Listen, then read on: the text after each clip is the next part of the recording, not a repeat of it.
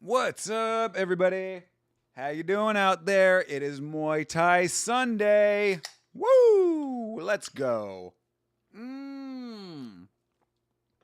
Happy to be with you on the Sunday evening for another installment of Muay Thai Sunday. We are back. We are with RWS. You know the drill. It is the end of the week or the beginning of the week, depending on how you look at the calendar. Either way, we are here. It is Sunday. It is RWS. And it's Muay Thai. What more could you ask for? I certainly couldn't ask for anything else. I could not be happier with these circumstances. So I hope that you are well. I hope that you had a good weekend. Hope you enjoyed UFC yesterday. Whatever you ended up doing, hope that everything is going great for you. And hope that you are going to be locking in with me for RWS starting in just 9 minutes. That being said, let me check in with you fine people in the chat. TJF is here. WTJF indeed. Bro. W for you. Beeb is here as well. Of course, Rick Allen has tiny genitalia. You know the deal, brother. He's going to ask you. You can ask him too. Send me location. You got to do it. Bleeding Edge is here as well, brother. Good to see you, my man. Muay Thai Sunday. Sundays are for Muay Thai, exactly. For you and all of the fine people out there serving the medical industry, keeping our citizens healthy in their times of need. Brother, doing the Lord's work, and I am so happy to be here with you to watch some Muay Thai while you are doing all of that. Shout out to CP. Always shout out to CP. Hopefully, Chase has gotten his stalkers off of his back. Good Lord. That was fun yesterday. I don't know if all of you guys were in the chat yesterday for UFC when Chase's ex-girlfriend, her new boyfriend, and the posse that they roll with. That's the strangest thing to me. I'm still trying to figure it out. Boyfriend, the ex-girlfriend, the new boyfriend, and then several others. Who are the others? Who are these other people? I have no idea. But they run in a pack, and they all invaded the Yama stream to let us know that Chase blocked them in his stream. It was weird. It was crazy. It was certainly entertaining to me. But either way, shout out to Chase always. Sure he'll be around at some point tonight. Weekends are pointless when you're unemployed. Kenny's dad from South Park. True. Well, if you are unemployed, your job is to get a job. Something that was taught to me many years ago. If you are on the hunt for a job, that is your job. So do whatever job you have to the best of your abilities and let God sort the rest out, I suppose. It's like, we talk about these kinds of things. Like, you got people at the top of the food chain when it comes to employment. Are they doing their jobs to the best of their abilities? I don't know. I always question this, People get up to the top of the heap, they've won the race. But did they really deserve all that? Are they really earning that now? These are the questions. But either way, it doesn't matter because that's their life. Our lives are here. We need to do the best that we can together. That is what I'm going to do, and that is what you're going to do as well. We are going to symbiotically continue to be the best because that is what the Blood Palm is all about. We rule. Jeremy Hall is here. What up, Jeremy? W. Good to see you, brother. Chat was wild, bro. Yeah, that was some crazy shit. I'm still thinking about it. I mean, it was just like in my mind. I'm like, what the fuck was that? I also, I go out to Sunday dinners with the family. And when I was driving out there today, I was listening to Never Can Say Goodbye by Gloria Gaynor. I put that on the radio. I referenced that during the chat. Like somebody can't say goodbye. Somebody's hanging on a little bit too hard. I don't know who it is yet. Have I talked to Chase? Not yet. Not yet. Not privately, at least. We talked in the Discord a little bit. But I'll find out what the hell the deal is. But he basically said what it is. Either way, it doesn't really even matter what the real deal is. You know what I mean? Like, it's some weird shit that was going down with that. I don't need to know it.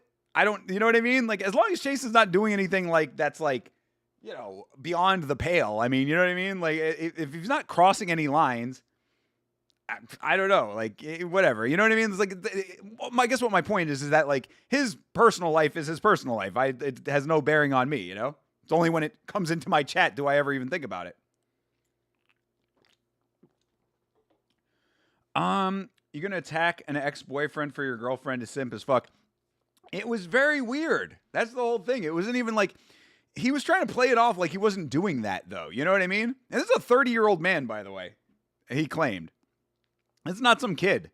This is a 30-year-old man that was coming in, you know, talking about, oh, he just wanted to be friends with Chase. It's like, bro, like, the whole dynamic was just strange.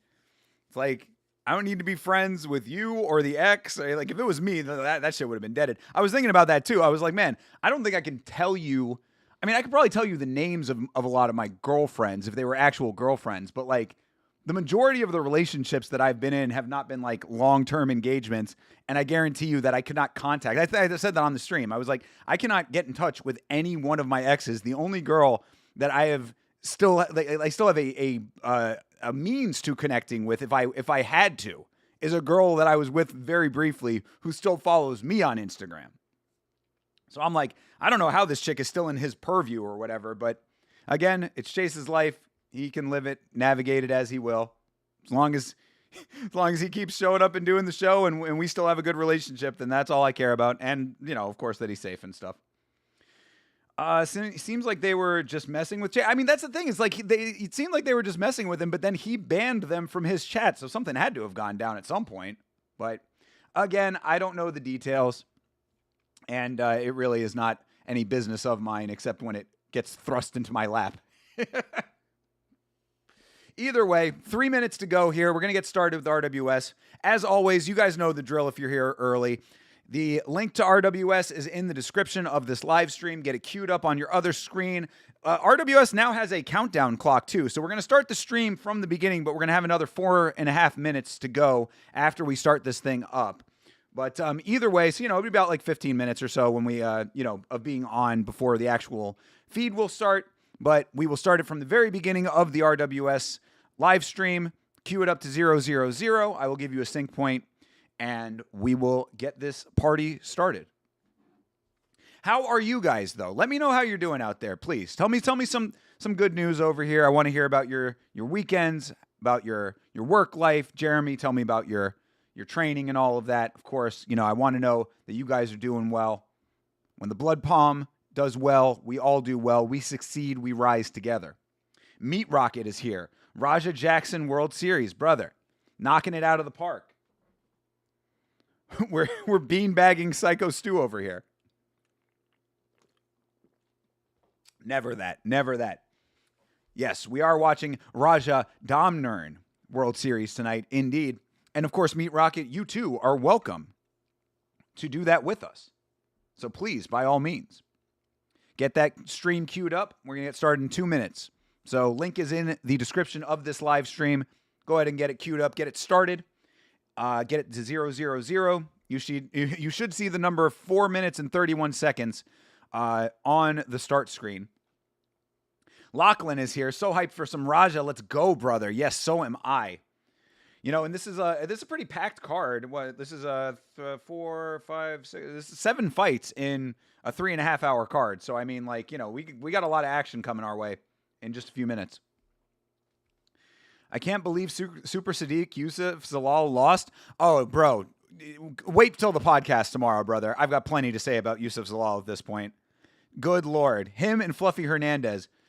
You know, I guess what I will say right now, at least before we get to the podcast, is it is fucking crazy to me how, like, the elites of the sport can, like, still maintain that elite status well into their careers, and that new elite fighters, like, can't break through, I guess, or some guys don't have the ability to break through, I guess is a better way to say it. Because like Yusuf Zalal had been crushing other people. And I was like, finally, this is the time that he's really gonna break into the elite status.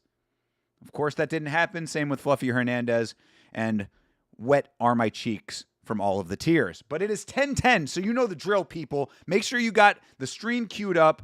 000 is our starting point here. You should see the number 4 minutes and 31 seconds on the screen at this time. We're going to count this thing down, and we're going to get started with RWS. We'll have another 4 minutes, 31 seconds before the feed starts. So get yourself ready. Get yourself set. We are starting this thing in 3, 2, 1.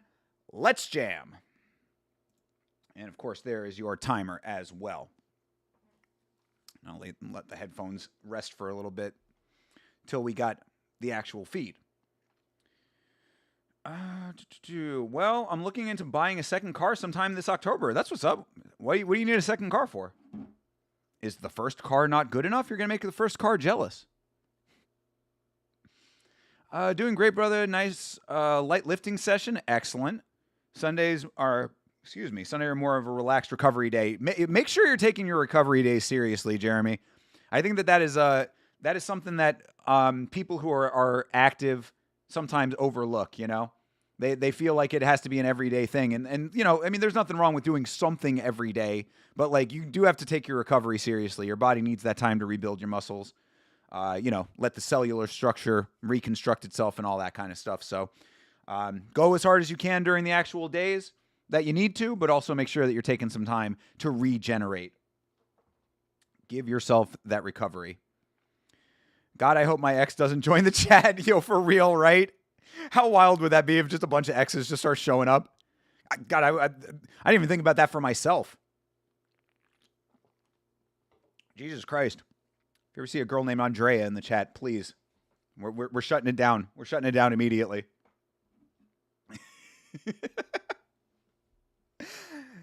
Hey, Matt, this is Andrea. I've been looking for you. Stop. End stream. How did she find me? Yesterday reinforced my belief that Volk is so much better than the current top 5. I mean, again, Lachlan, it's the same point, right? It's the same point. It's like these guys who are the elites. This is why I say like the tiers of the sport. The elites are like the tiniest fraction to be in that elite category because everybody else can be above average. And, you know, that's a very like solid place to be. I would say that like 80%, you know, like, well, not an 80%, but like, I would say like maybe like 30% of fighters may enter that like elite category. That like, not elite, Jesus Christ, I'm getting myself all confused here. I would say it's like maybe 5% of fighters total will be elite. 30% will be above average, and then everything else after that. You know what I mean? 65% of fighters, I would say, are probably never going to reach like the highest of the high. They'll probably hover around right there at the above average range and then, you know, maybe break into the above average a little bit. But it's like, it's just amazing to me how few people in mixed martial arts will ever reach that like 5% of the greatest of all time category, you know? Volk being one of them. And to an extent, Aljo too. I mean, like, you know, all of Aljo's history, we can talk about all of that, whatever, you know, like all the road that he went down and his acting performance and all of that. But like, if you really break it down, Aljo is in that elite category. Crazy to think. Yusuf Zalal was on a massive win streak, finishing everyone, then shit the bet against Aljo. Yeah, there you go. I know it hurts my soul because I like the sport to move and progress. You know what I mean? That's why like middleweight is so uninteresting to me. It's like we're starting to see a little bit of movement, but it's with guys who is like, is it really moving? You know, thought Dricus when Dricus was up on top, that maybe that would be an interesting era, but it's not even an era. Now we got Sean Strickland challenging again. Where is Nasruddin Imavov? You know what I'm saying? It's just like, it's like the greats of the sport are definitely that, and it's awesome, but I like new blood, you know? Kevin Vallejo sleeps Volk. We'll see. We'll see about that. I think Volk hits a double leg and Kevin Vallejo lays on his back for a long time. Volk is a monster. Volk might be on the Mount Rushmore, you know? Volk is elite for sure. Weekends are more recovery days. I do some stuff, but not hard most of the time. Just keeping my body moving. I like to chill, watch fights, play video games. Yeah, exactly. Good deal, man. 5 days is more than enough. 5 days is more than enough, especially if you're going hard. All right. One, RWS has started. RWS graphic on the screen. Love the intro for RWS.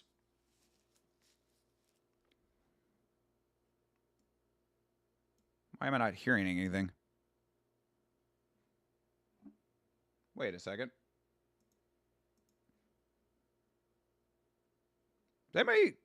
Are you guys hearing anything? Do you guys have, if anybody has the feed up, are you guys hearing anything on there? Doesn't look like the audio is going. No sound. Okay, good. All right. At least it's not just me. Maybe it'll come on. Maybe it's them. They might be copyright stuff. That might be. They might have copyrighted themselves. No sound? All right, cool. Then it's not, yeah, all right. It's not just me. It's, I guess we're all getting the same dealie here. Well, I guess I'll have to do all of the sounds for this then. Hey guys, it's RWS man number 1 and number 2. You know me. I'm the clean-shaven one. I'm over here. I'm the bearded one. Joe Comerford. That's me. I forget what his actual voice sounds like. Yes, this is I. I am here, and this is RWS. We've got April Inferno. Right, Joe Cumberford? Yes, that's correct.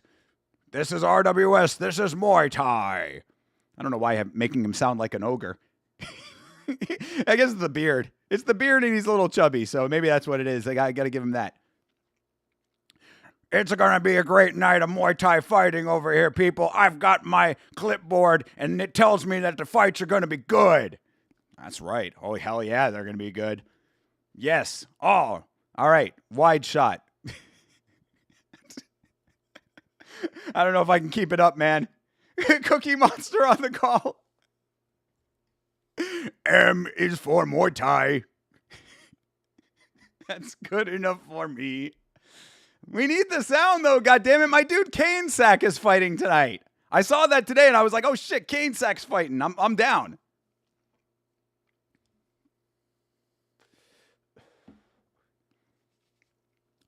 Did you see Dana White's reaction to the shooting yesterday? The dude's so spastic. Yeah, I didn't actually see, like, any video of it, but we talked about it a little in the Discord. Yeah, I heard that he was, such a badass that he didn't flinch. I was thinking about possibly doing a video about it, but I don't know if it's necessary. Were there actual shots fired? Did anybody get hurt? I hope not. But crazy. We live in a crazy world right now. It showed yesterday there are levels to the MMA game. You have to be really good everywhere to win and become a contender. Well, you actually also have to fucking try, too. I mean, like, Jesus, Yusuf Salal. And we'll talk about it tomorrow. Of course, tune in for the podcast tomorrow. Tomorrow at 10 o'clock p.m. Eastern Standard Time, myself and Chase Parton will be breaking down every fight from the recent fight night. Well, this kind of sucks, though, without audio. I'm not going to lie.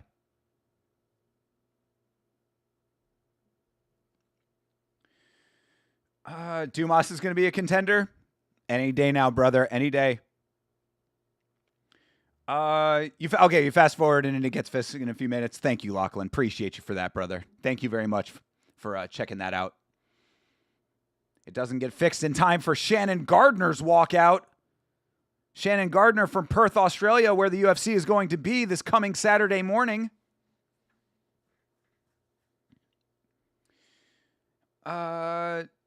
Dumas sleeps, Ilya. Facts, Beeb. Dumas sleeps half the roster. Exactly. He sleeps on the mat next to half of the roster. He's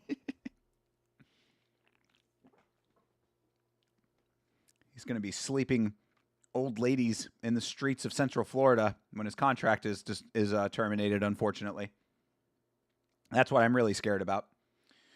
One person was shot. Really?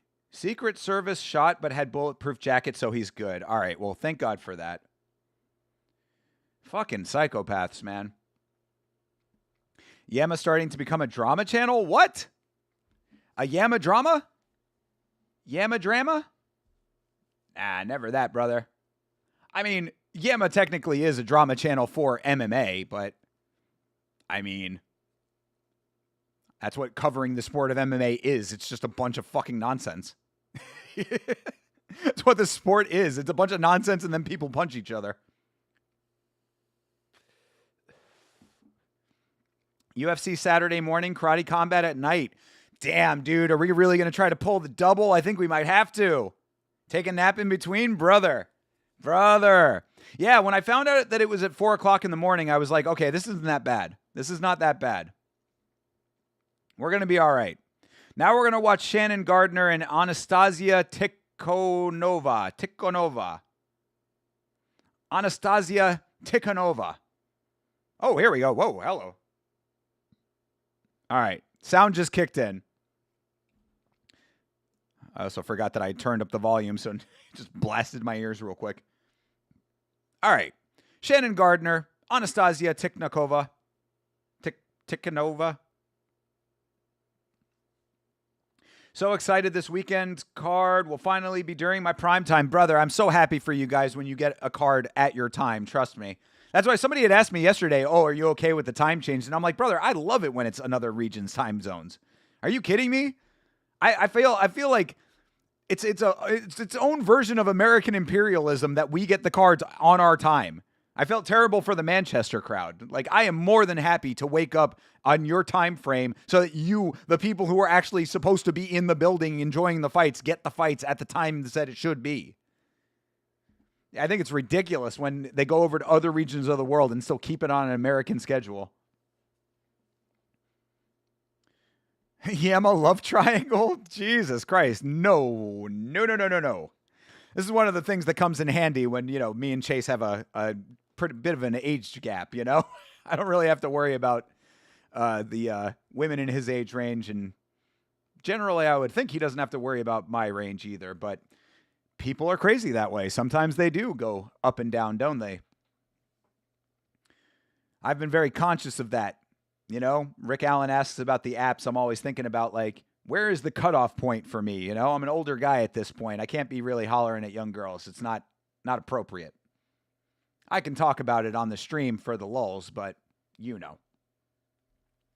gotta be a gentleman over here. Jeremy Hall, you still believe in Cedricus? Brother, we all do. Cedricus is coming back, bro. Next fight is his fight.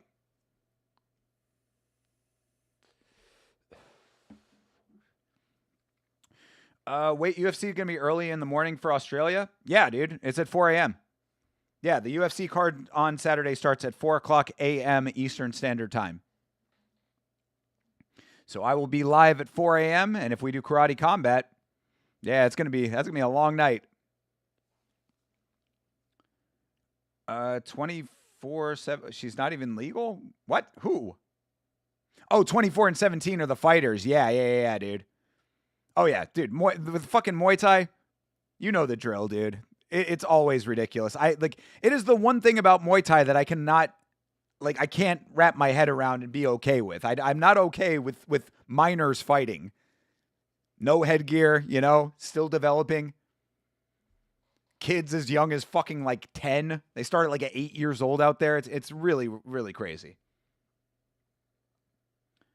Bacon, eggs, and UFC. I love it, bro. You know me. I'll be cracking the bowl for breakfast. Tastes so damn good. Please, bro, I'm not trying to work next weekend. I mean, it's not my call, brother. They schedule fights. We watch fights. That's how the arrangement works. Cedricus, the best way to start your UFC career 1-0. I mean, yeah, he might have been back when that was his record a long time ago. I'll probably go to the gym Saturday then and listen to prelims with the GOAT. Appreciate you, brother. Appreciate that. Very happy for you getting back into that gym life. In some states, we have to wear headgear for Muay Thai / kickboxing. I mean, look, when you're of age and can make that choice, as an informed adult, of course, no headgear. But for anything under 18, I would really prefer it be... I would prefer just for them not to fight, honestly. You know, you can train. You can train with headgear. You can get ready to be a fighter. You can be in the gym. You can be sparring, light sparring, that kind of stuff. But, like, I just don't think that it is right for people who are still developing, both mentally and physically, to be actively taking full-on fights, getting knocked out, potentially getting concussed, rattling their brains around. It's a little bit much, but either way, Shannon Gardner is 22-1. I would suspect she is going to be the favorite in this fight. Shannon Gardner. Got a lady from Perth, Australia. We got a lady from Russia. Yeah, she is from Tyumen, Russia. She's 18-0, undefeated. Will the O go? You know, speaking of Russia, I think I've mentioned it a couple of times, but I started watching the Chernobyl miniseries on HBO. It is so good, but it is so sad. Good Lord. It is breaking my heart every episode that I watch of this thing. I'm only halfway through right now. Sanjay is here. Someone fell asleep briefly after eating. That is many such cases. Don't worry. Willamette will wake you up. My ring girl is back. I'm in love again. I'm coming all night long, T-Wood. You know the drill. All right. Fight is underway. Gardner versus Tiknova. Anastasia. 10-7 is here. What up, 10-7? How you doing, brother?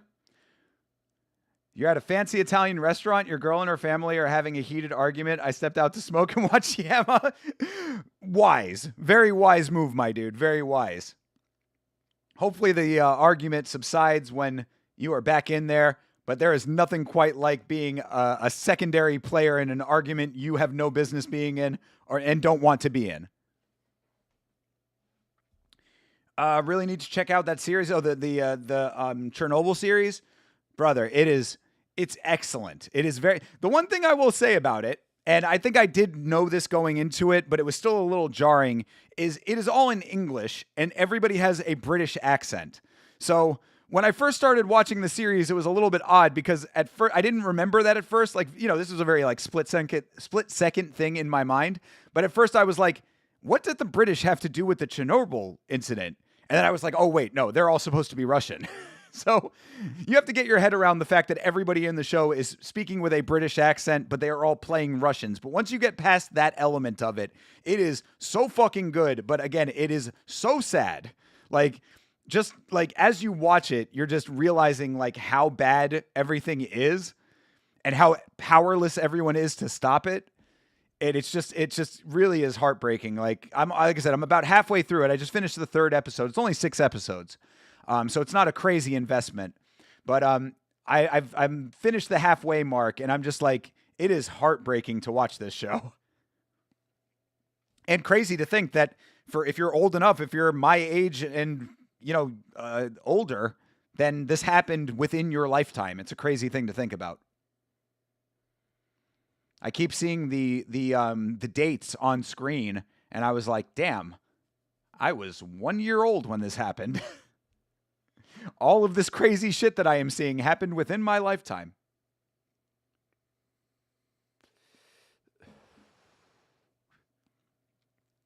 That was an okay round.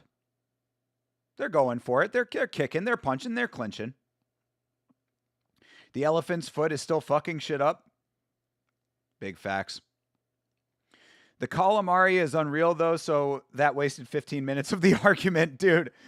I mean, in very, very broad terms, what are they arguing about, and what is your place in or not in the argument?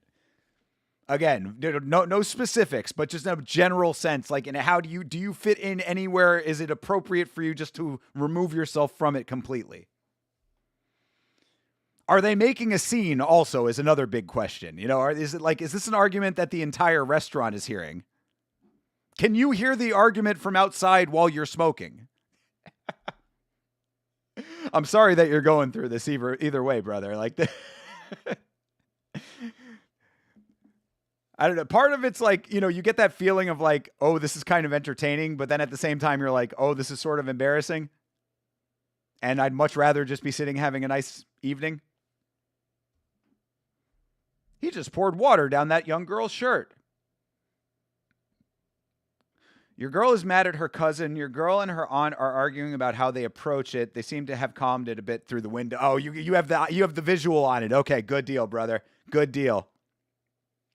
Yes, that actually 10-7, I think you're handling this exactly perfectly. You keep a visual line of sight on everything that's going on so you know the level that you're at, and then you can know when to reapproach and when everything is calmed down. I think this is perfect.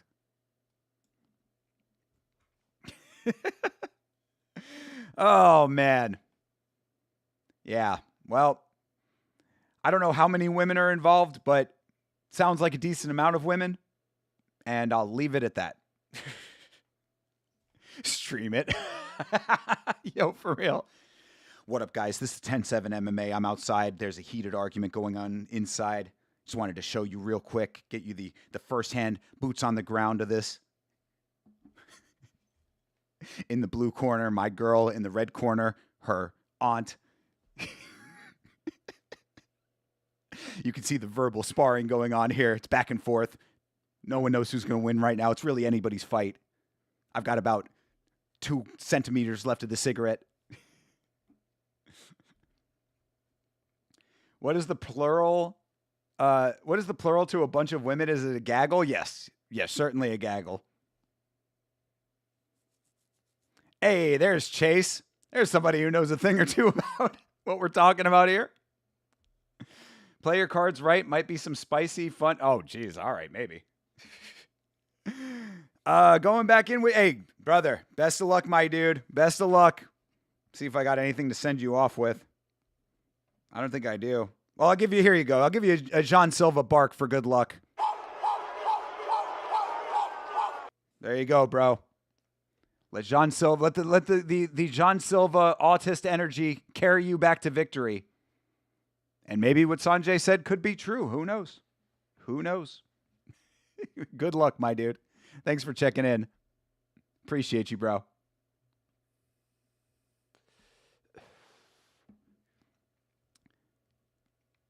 You hate John Silva, but it's not the guy. All right. Well, I'm sorry. You know, I don't know. I don't know what else I got. How about here, Yoel Romero? See you soon, boy. There you go. Maybe that's better. I got a bunch of them now, bro. We got the soundboards rocking over here. Conceive, believe, achieve. Shut the fuck up. That's what you can tell the women. Go back in there and hit them with the Bisbing.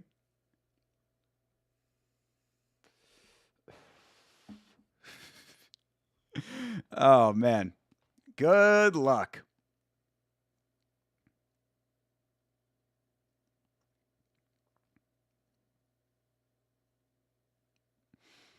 All right. More of a light spar going on in this fight. They're just kind of crashing into each other. Look at that replay. The Russian chick just literally threw her body at her opponent. Yeah, these highlights are terrible. They showed a highlight of a miss. You cannot highlight a missed kick. Damn, wouldn't it have been cool if she had actually landed that kick? Split decision on the round.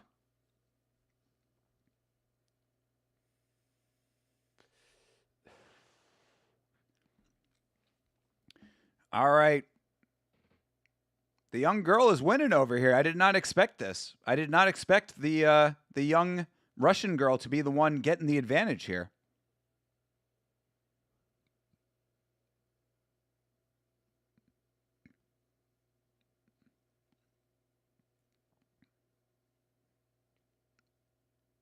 They're playing Migos?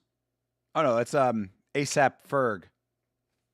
They're playing ASAP Ferg in Rajadamnern, people. They got all the jams, I'm telling you. All of the jams from about 10 years ago, always playing in the stadium. I love it. All right, round 3. The bell rings. There we go. Let's see if Shannon Gardner can get the knockout. She needs it.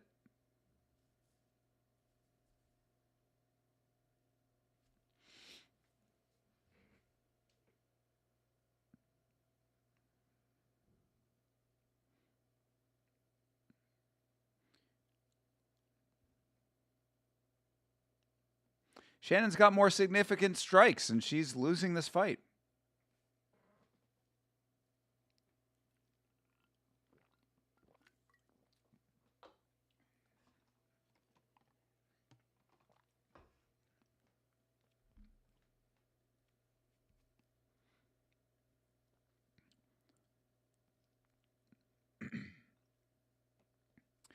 What else can I say about the Chernobyl show while we watch the rest of this ladies' fight? Oh, yes, it's ladies' fight, and the striking's right. The acting is really great in the Chernobyl show. The cinematography is very good, too. What I would say about that is that, it's Russia, so it's like, it captures all of like the drabness of Russia in the 80s, which is intentional. Obviously, it's not a very colorful show. It's dark, it's dreary. Certainly gives you the tone that you would think you would have in a show like it. And it's a lot of dialogue. It's a lot of talking. It's a lot of following along with the with the action of the unfolding event. So it's a show that you actually have to pay attention to. But with that, I think that it like if you have the capacity to invest yourself in it, you really do get immersed in it. And again, it's just such a tragic story. And all of the elements of it, like they do a great job of showing you just like the extent of the destruction in very human terms. And what I mean by that is like they will linger on shots of running water. And when you know that the water is contaminated and it's running into the earth, your mind intellectualizes just how devastating that is. And they will do that throughout the series. They also linger on shots of, dead animals often, which really drives home the point of just how devastating this event was, not only to the humans of the area, but also the wildlife and the landscape, the flora and the fauna. So, yeah, it's a tough watch in a lot of ways, but it is very, very good, and I think very worth it. I was talking to one of my family members about it this evening, and I was like, I would recommend it to you, but I don't know if you would like it because it's just so sad. They must be judging by your standards. Anastasia is a hottie. Anastasia is 17 years old, sir. This is Muay Thai. You always have to remember to be careful.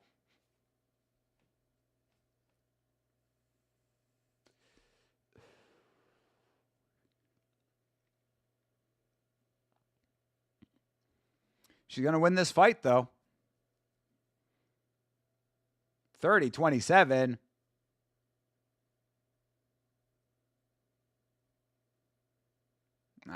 Shannon Gardner's not happy about this. A little bit of a ridiculous fight, to be perfectly honest. I don't really think either of these women really pulled ahead in this fight. All right. Anastasia Tikhonova from Russia. You need to report yourself. Self-reporting.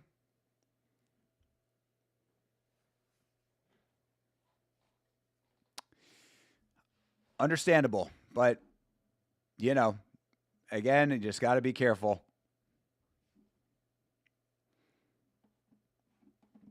All right, next up. Oh, shit, it's Tim Schloppbach. Holy shit. Guys, Tim Schloppbach is fighting next. Do you know what this means? Tim Schloppbach is fighting next, people.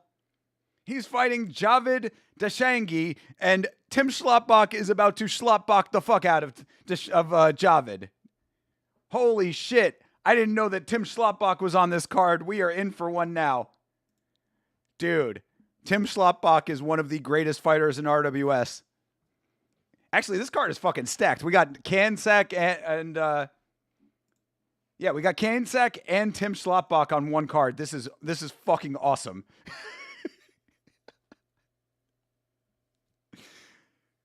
Talk about a dude who fucking goes for it in RWS. Javid, your time has come, bro. Yeah, for real. Tim the Reaper Schlotbach. He's taking the nickname straight off of Robbie. Bobby Knucks. You can have the Knuckles nickname. But Tim is a soul taker, bro.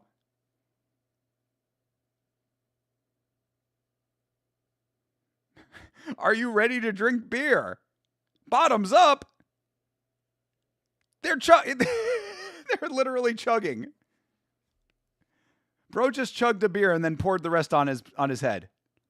It's time, bottoms up. Everybody. Shit, dude. When in Rome.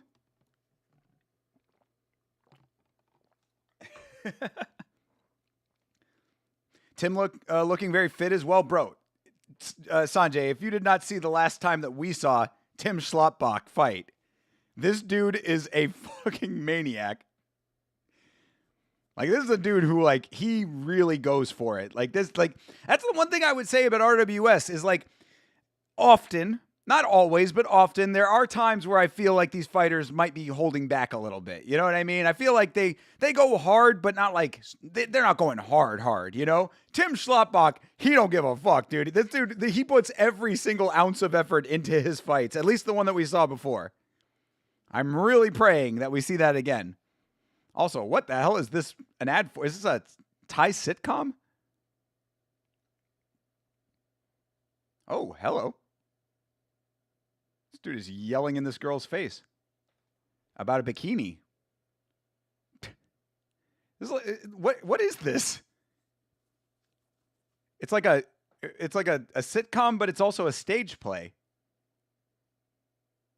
Oh, also, there's actually also there's another show on WorkPoint Official that is it looks like it's like a Thai boxing reality show.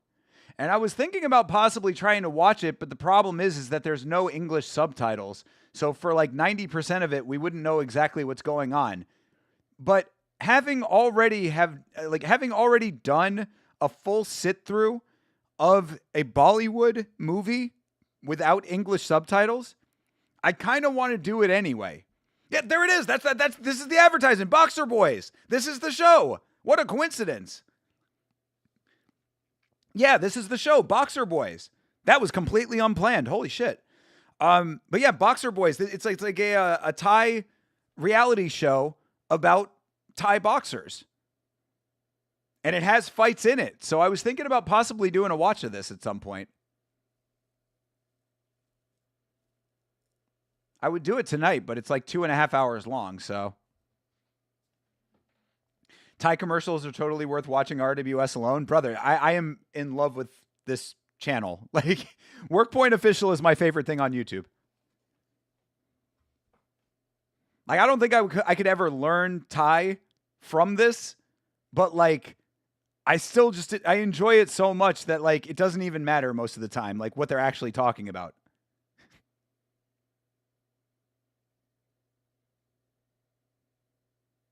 Oh, bro singing.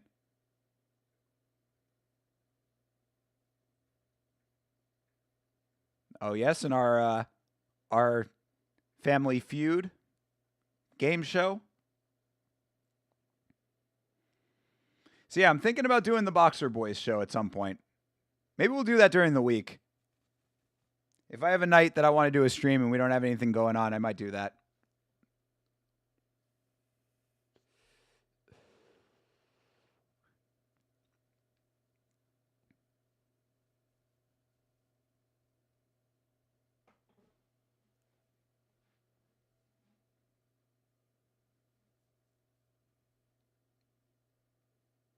Oh, this is like a charades show.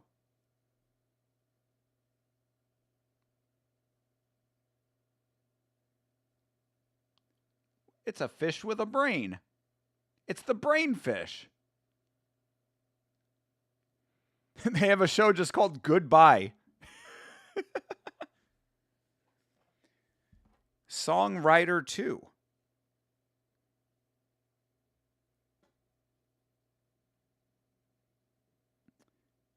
Workpoint Studio Hall. Show starts at 5 p.m. Tickets are on sale now.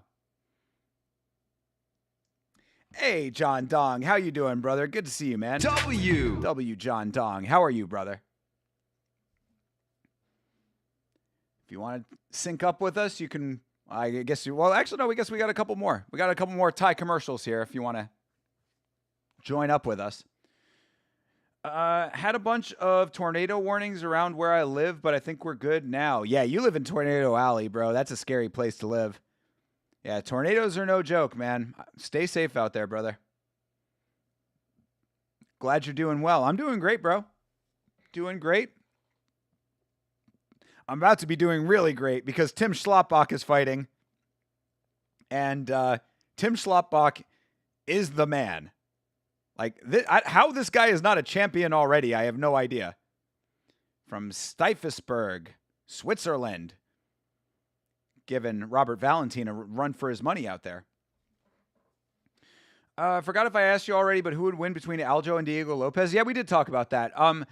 I mean, like I said on the watch along, I mean, I gotta believe that Aljo could win that fight with the wrestling. But, you know, there's always a chance that Diego can catch him, but can't do much off of your back if Aljo's got you on the ground. This is one of their rather long commercial breaks? Yeah. Which is odd considering that this is a 7-fight card, so we got a lot more fights to go here. Javid Dashangi from Iran. Javad Dashangi. Next up to be crushed like a can of sardines by the GOAT, Tim Schloppbach. Will we get a beanbag this evening? I really want to see a submission grappling tournament between all the current and former featherweights because there are so many good grapplers. True. That actually could be something that fucking Hype FC does. You know that Hype FC promotion? Ilya, Movsar, Lopez, Aljo, Zalal, Sabatini, Volk, Ryan Hall. True. Yeah, that'd be awesome. Yeah, Hype FC could do something like that. You know, they've been getting all of those other guys over there. All those current fighters are doing it. Why not? Were they playing POD? Were they playing Youth of a Nation?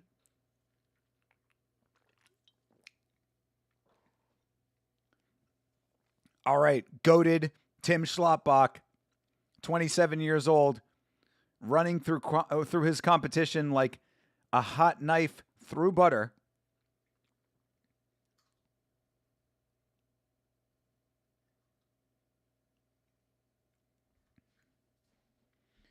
Javad Dashangi, 30 years old. Perhaps going to become the next to be Schloppbached.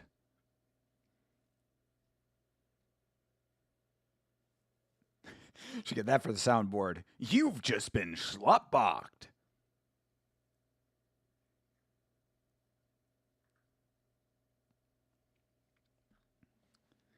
Schloppbach by Schloppbach by spinning schlop.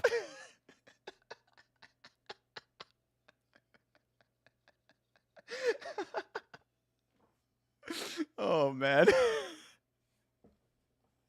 Oh, dude. See? So easy to make me laugh at dumb shit. You're just spinning schlop. Schloppbach. Just hit him with the spinning schlop. It's so goofy. I love it. I love it. All right. Deshangi saying his prayers. Schlopbach also. Schlopping to the heavens.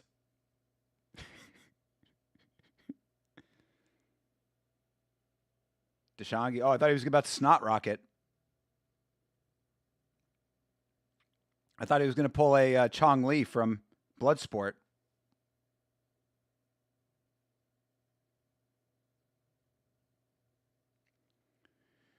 You are next to be Schlopbach.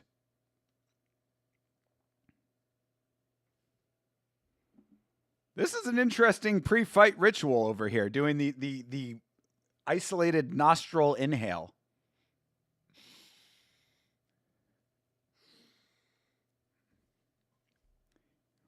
He's getting a last sniff of the yayo, dude. You know, if you can't get the nicotine pouch behind the lip, it's the next best thing.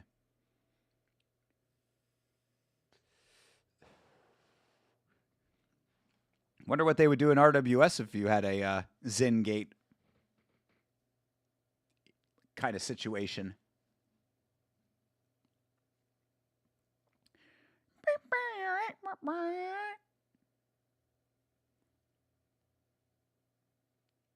All right. BS on it. Doom doom doom doom doom doom doom doom doom doom doom doom doom doom. BS on it. How high were you on Ryan Hall back when he was in the UFC? How high was I on Ryan Hall? I always thought that Ryan Hall obviously had a very defined skill set that was impressive. But I think that even back in the earlier times that I saw him, I always recognized that he was going to have problems with the limitations of his skill set.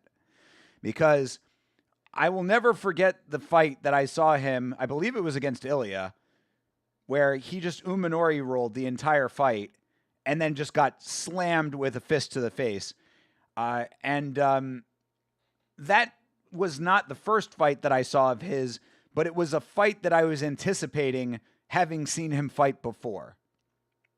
I guess what I'm trying to say is that I always knew that he was kind of limited, even though he was really good at what he did. And sadly, that's an early instance of me recognizing that one defined skill set is not enough in MMA. And we talked about this many times at this point. If you are great at one thing and that's the only thing that you are good at, you know, because it's different between being good and great. It's like if you are great, then you are also good at that thing, right? Obviously, great supersedes good. So if you are great at one thing, but only also good at that one thing, that's not enough. And Ryan Hall exemplified that. But I will never forget him getting knocked out by Ilya because, good Lord, Ilya, after I think it was like 2 rounds, I think it was in the second round, like late in the second round, after Ryan Hall just rolled and rolled and rolled. This dude was Umanori rolling all over the place, and then Ilya at one point just looked down at him and just went, BAM! And the fight was over. All right. Schlopbach versus Deshangi is underway here. Why does Javed have his entire name on there, but Tim only gets his first name?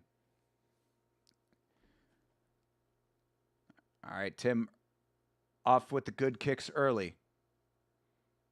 Tap of the leg.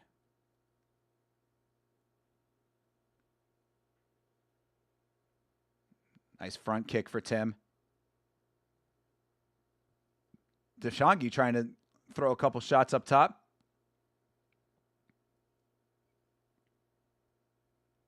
Nice counter for Tim. Kicks working. Nice combo. Oh, Tim already starting off very nicely here. Rolling his way into a good performance. A little bit of a slower start for him than usual. Nice elbow. Getting his shots. Another nice front kick.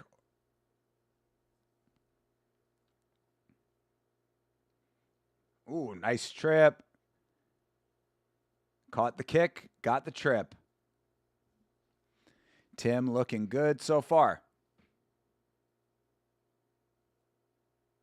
Ooh. Couple good shots. Got him in the corner. Nice evasion. Yo, Tim is fucking good, dude. Tim Schlotbach is really good. Beautiful. Another kick to the face. Oh, touching him up. 50 seconds left in round 1. Tim's already off to the races now. Clinched up. RWS, you see a lot more Western-style boxing than you do in 1. Yeah, I mean, they definitely incorporate it more. I think that there's a good happy medium.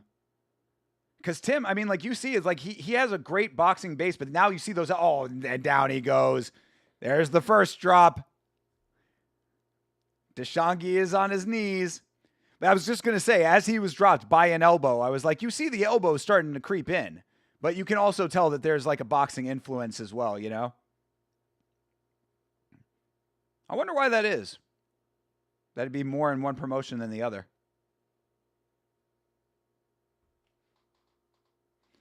All right. Well, obvious first round for Tim Schlotbach. Put a belt on this guy already. Jesus Christ.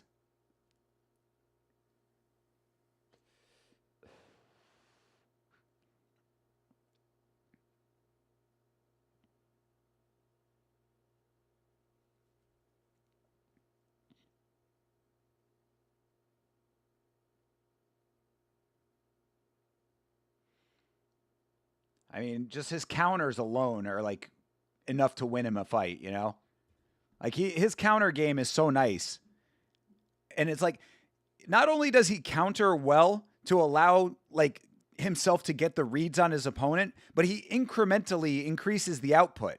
Like that round right there is a perfect example of it. He not only finds the timing, he finds the range, he gets all of his elements in place, and then incrementally over the course of the round just starts increasing the output based on what he has seen, adds in the elbows towards the end of the round, and then just ends up getting the drop before the round is over. I think RWS may have more Western fighters. I think it does. I think in a general sense, when it comes to Muay Thai, it does. RWS is a more tourist-driven promotion. Interesting. It's an interesting way to look at it. Yeah, I mean, I think that does track. You know, they are trying to draw people to the actual venue. One is higher level, but catered more towards Asian audiences. I think they're trying to break that a little bit, but in general, it is inherently going to be, I think, you know? Just based on where they operate, who operates it. All of those aspects. But, you know, they try to do a show or two in the United States every year. They're obviously doing Japan, still Asia, but, you know, outside of their native Asian region. The fucking entire Beast movie was all Australia-based. So they're expanding in different ways, perhaps, but inherently it's a Asian audience and organization, you know? Daniel Rodriguez is really good at boxing, too. Fuck yeah, he is. Daniel Rodriguez is the fucking man. Yeah, I love that we have watched RWS long enough that we have favorites now. And Schlotbach is definitely one of mine. Good Lord, this guy is fucking awesome. And you can see Deshangi is already just clinching up for dear life at this point. Referee is giving him a long time with this clinch. Breaks his own clinch. Oh, dude, look at Schlotbach. Deshangi spinning back fist to nothing. Schlotbach is turning this dude into mush. His brain is becoming a fried egg, people. Oh, those kicks up top. Oh, he is Schlotbaching. He's out the ropes. Oh my God, dude. Another standing 8. Are you good? You good?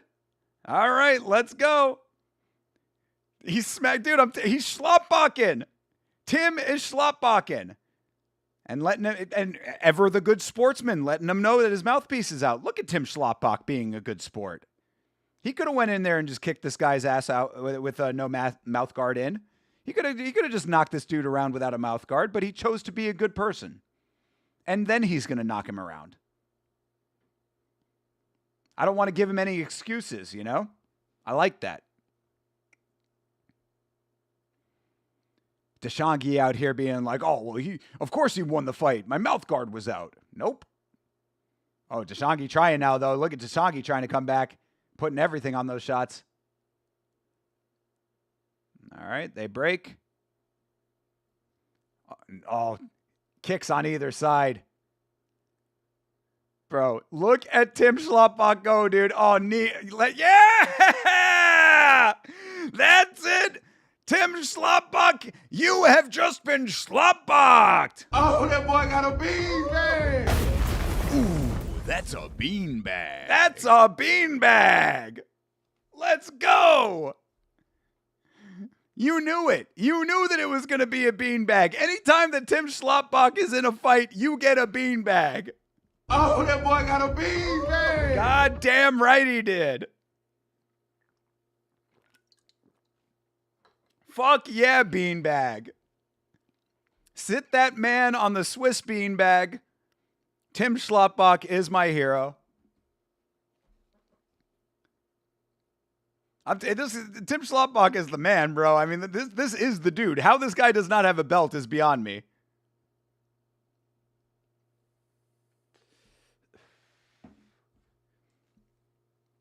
Yeah, I'm tweeting it. I have to. I'm tweeting at RWS right now. RWS Muay Thai.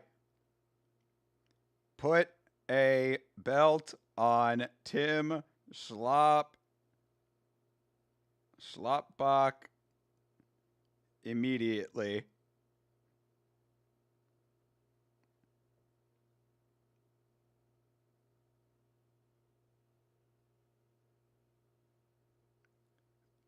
Eyes emoji.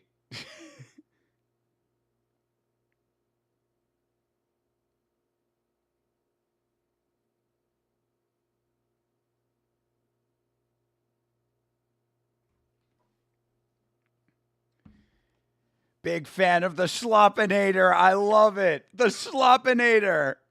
Tim, the Schloppinator Schlotbach. You've just been Schlotbach'd.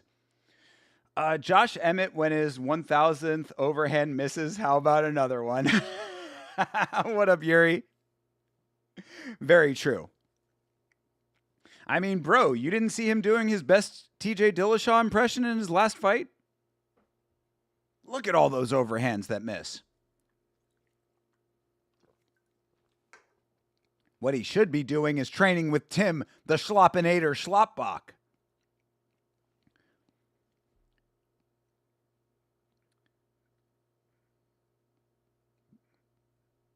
Hell yeah. The man, the myth, the Schlotbach. And we still got Kanesack coming up later. Let's go, dude. This card rules. The only thing that's missing is our chick from Estonia.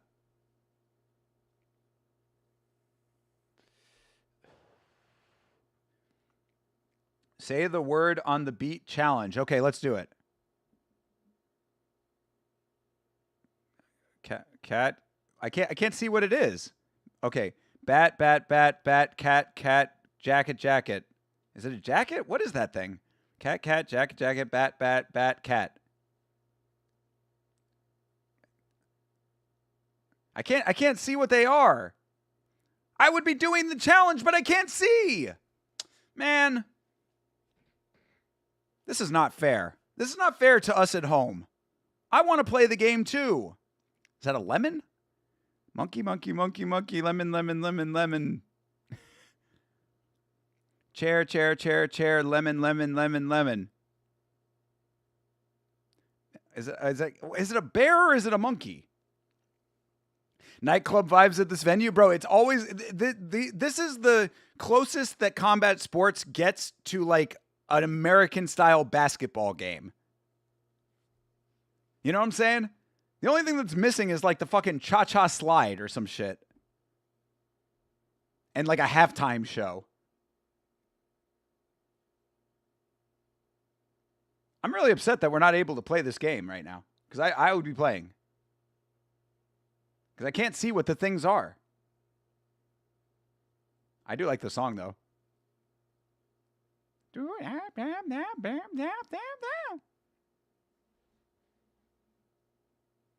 Yay!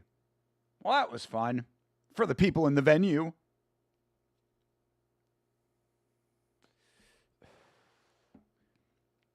Yeah, Lachlan, you weren't kidding about the tourist vibes, though, man. Good Lord. We like every time that they show the crowd, it is just filled with people who do not all look like they are native to Thailand. One of those people will be me one day. In those seats. Those are the seats I will be in right there that they are showing on camera right now. Those look like the VIP seats. When I go to RWS, I am going all out. I'm taking one of those ladies with me. Hello, ladies. Oh, they're drinking. All right. I'll take a little chunky Asian girl.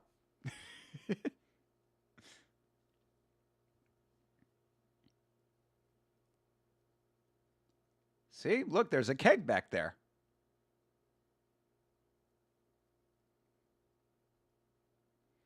Move your body. Big ass bucket of alcohol. I know, dude. I mean, getting loose at the RWS. Why not? Why not? Saturday night at RWS. Sounds good to me.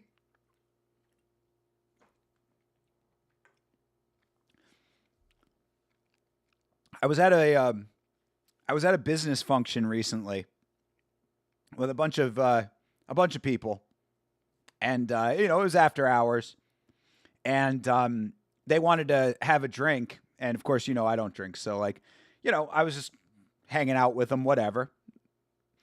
One of the guys was like, "I'm gonna get a margarita," and the server asked, "Do you want small, medium, or large?" And the guy was like, "Oh, I am medium, I guess."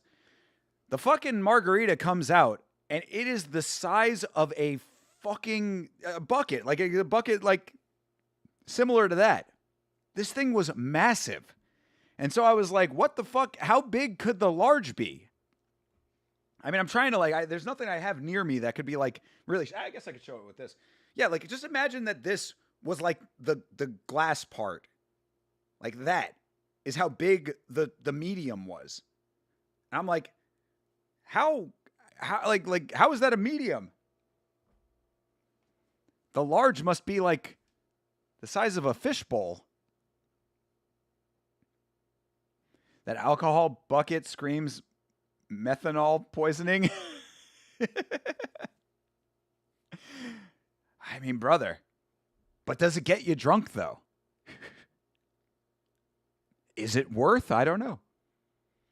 But yeah, I'd never seen a margarita as big as that. I mean, I probably have, and I'm sure that it's not unusual, oversized drinks and stuff. But you'd think that the server might have mentioned, hey, dude, medium is pretty big.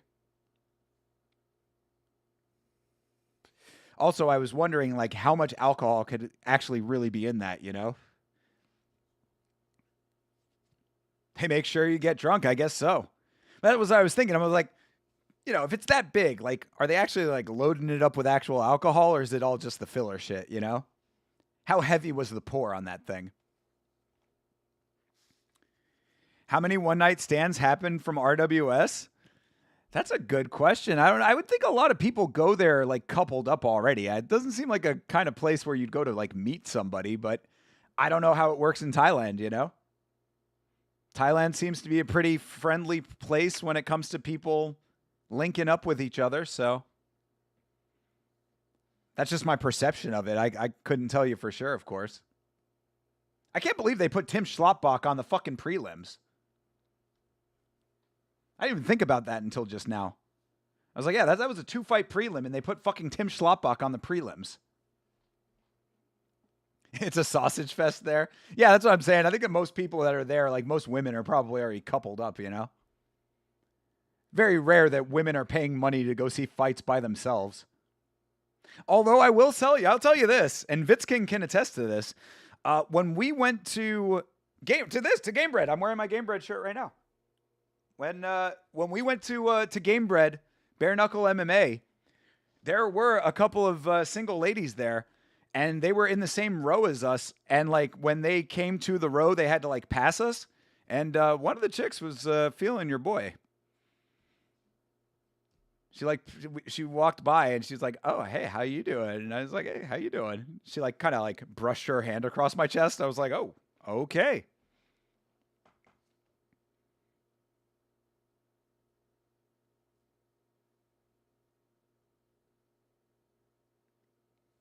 So I guess it's not a hard and fast rule that single women won't go to fights, but just saying. Yeah, she was a little Asian girl.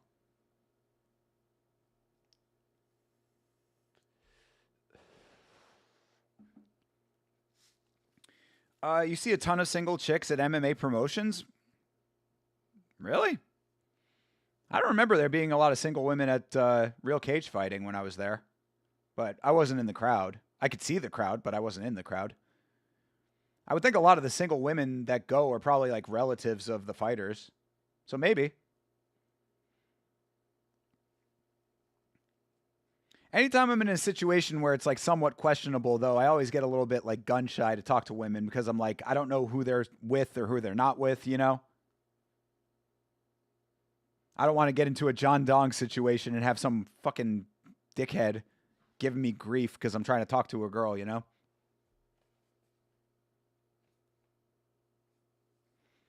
All right, main card, bout to start.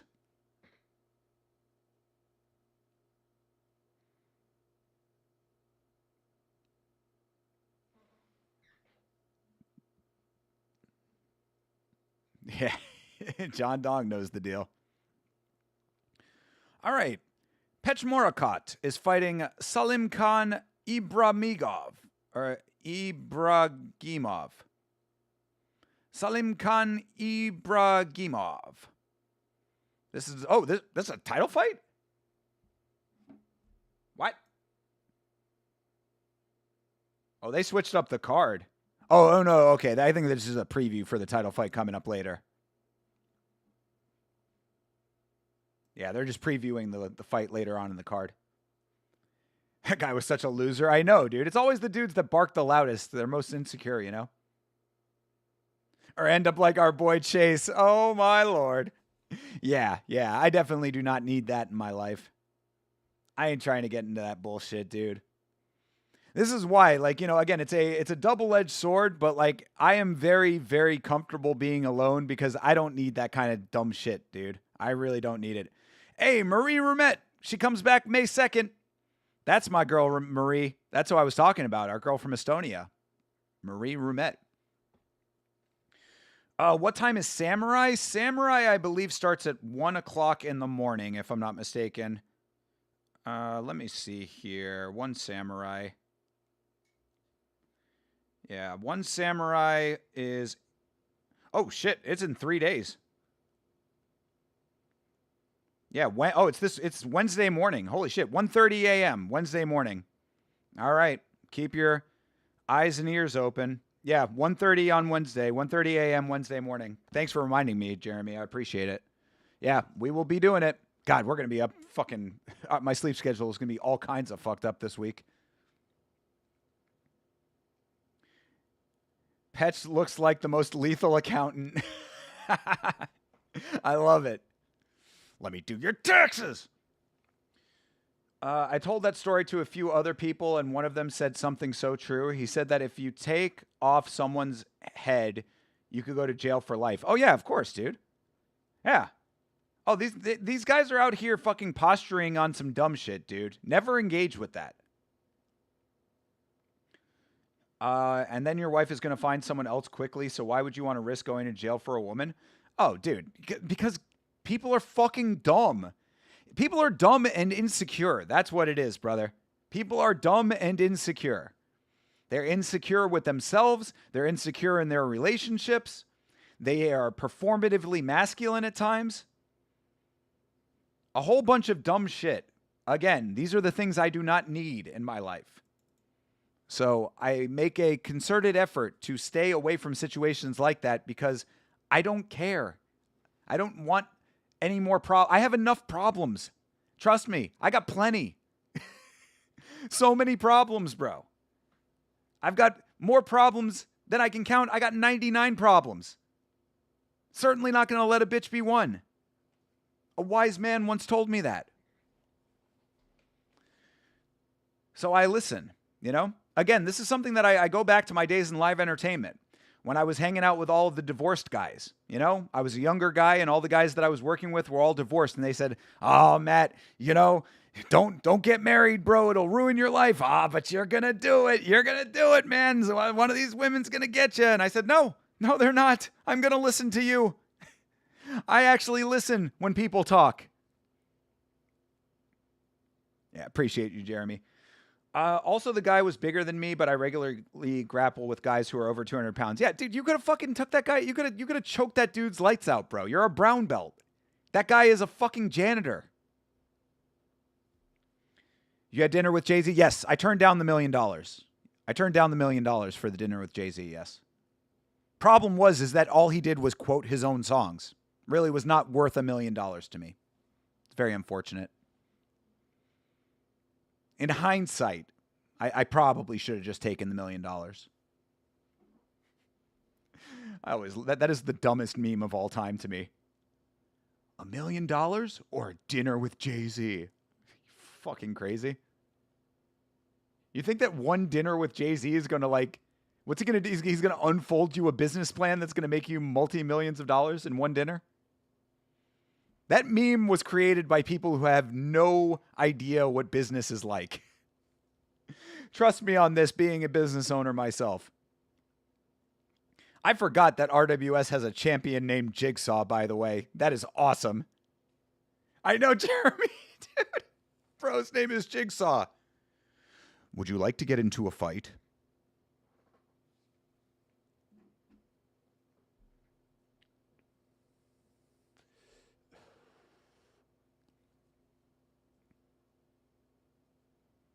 Is he puppeted by a dude behind the scenes that's dying of cancer?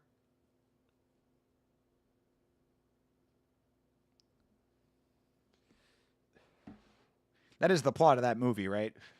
Or that series. I didn't just say that out of nowhere. That is part of the Saw series. Jay-Z is going to invite you to a Diddy party? Shit, man. I will politely decline that invitation. Thank you for the thought, though. I mean, I got to believe that there are a lot of people at the Diddy parties that were just out in the regular part of the party, you know? I want to believe that. Maybe that's where I would be.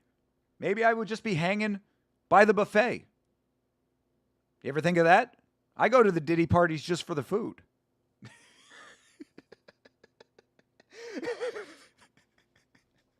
Everybody's just doing all this terrible fucking debaucherous illegal shit, and I'm just over there fucking chowing down on pigs and blankets.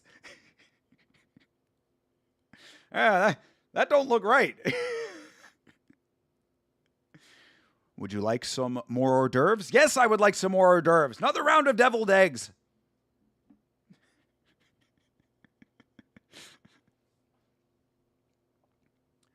Jaro and Sook fighting Poirier. If there was a regular part, I know, right?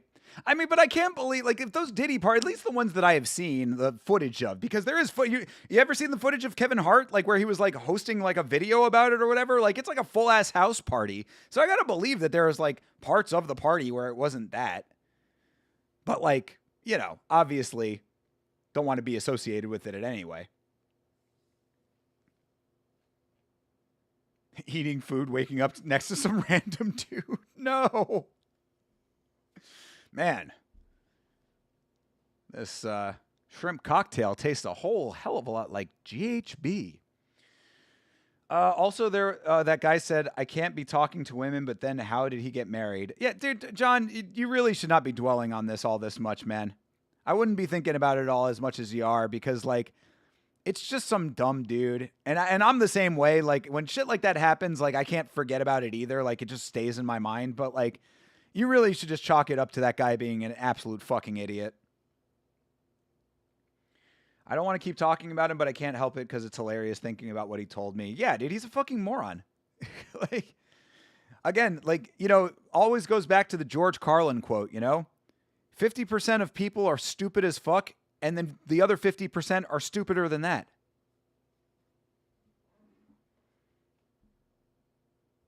I think that's a paraphrasing. I think the actual line is, think about how stupid all the people that you know are, and then think about the fact that 50% of the population is stupider than that. Something along those lines. But either way, it works. You heard things were normal before 12 a.m.? Oh, it was a Gremlins situation. That's what it is. Yeah. It's like the plot of Gremlins. They fed the beast after midnight. All hell breaks loose. All baby oil breaks loose. Terrible. Just terrible.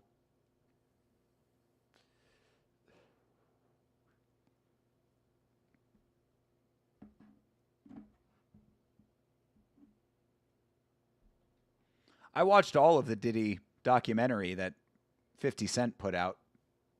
Very eye-opening. Very illuminating. I don't know how much of it is true and how much of it isn't, but if enough of it is true, still pretty bad. Still pretty bad. Of course, 50 Cent, no angel himself, but that's a story for another day, perhaps.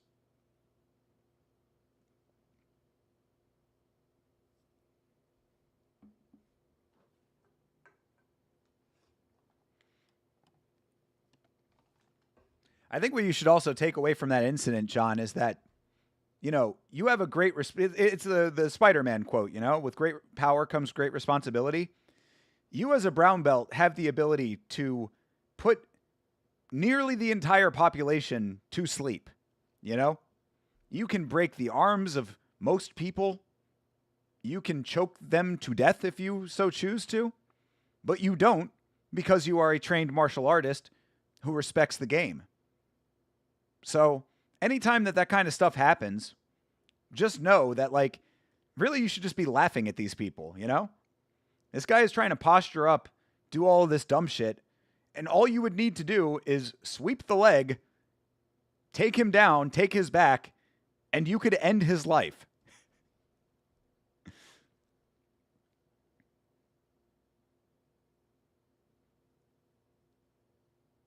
How do you think Joe Comerford ended up in RWS? What was that path like? Just curious,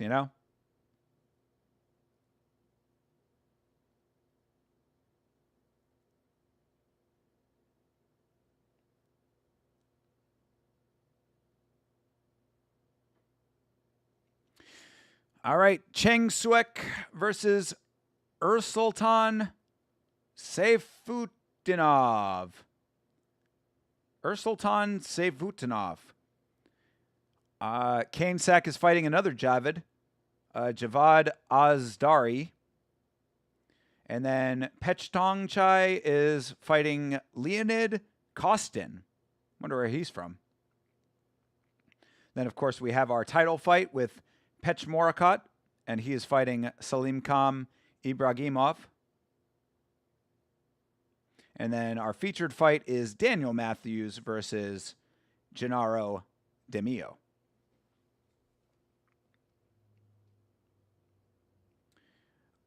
He fought in RWS and coached. Okay, cool. He also manages heaps of them. Got you. Thank you, Lachlan. I forget that Lachlan has the inside scoop on all this shit. Appreciate you, bro. Thank you for being here, Lachlan. You're the man. W for Lachlan.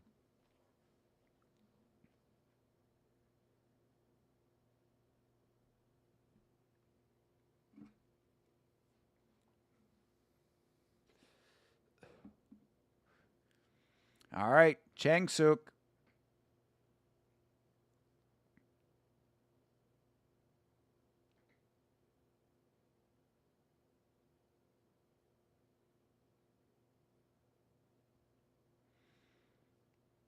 He is from Thailand.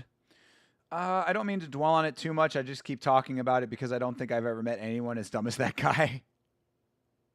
Yeah, I mean, the funny thing to me about it is all he had to do is say, hey, man, that's my wife. And it would have been over, I hope anyway. I mean, I got to assume that if he had said that, you would have been like, oh, okay, my bad. And it would have been done. But instead, he had to go out there and peacock. Probably because he's insecure and his wife is also probably a dummy. You also have to remember that. This is something just to keep in mind in general for all dating life in the big picture. Not all women are worth your time.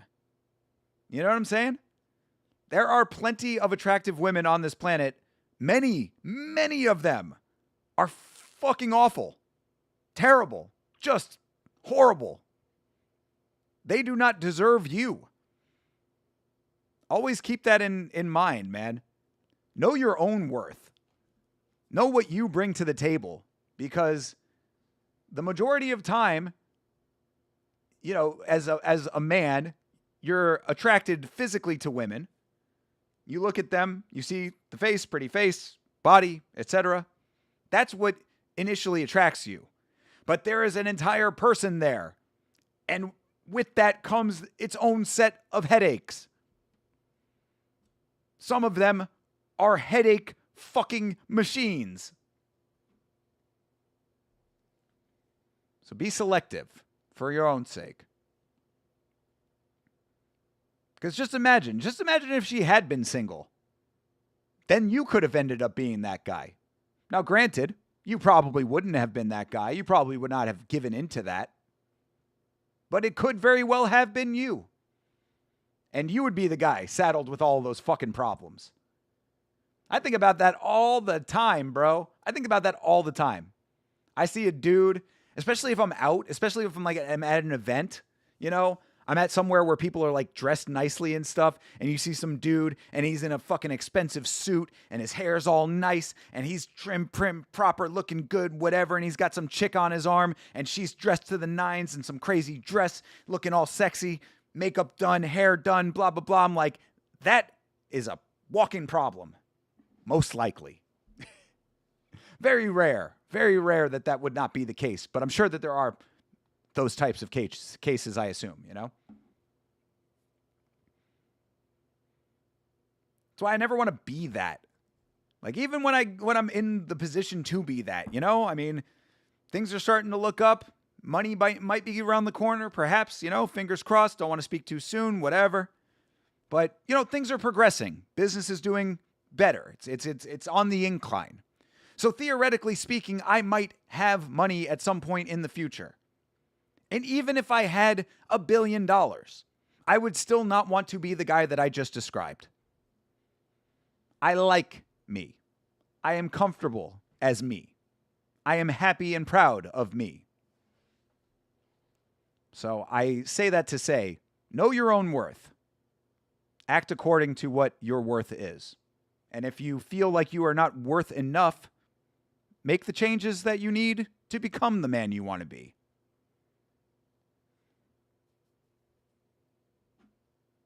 There you go.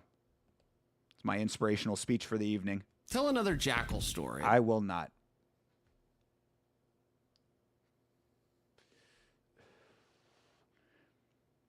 Was that they just show a female champion that has braces? Jesus Christ. There is a lady champion of RWS who has braces, people. How is this legal?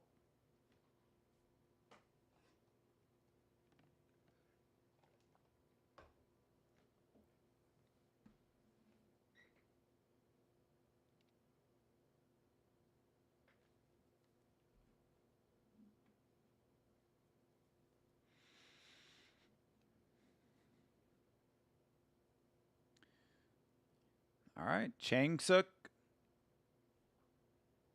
He's doing the dance.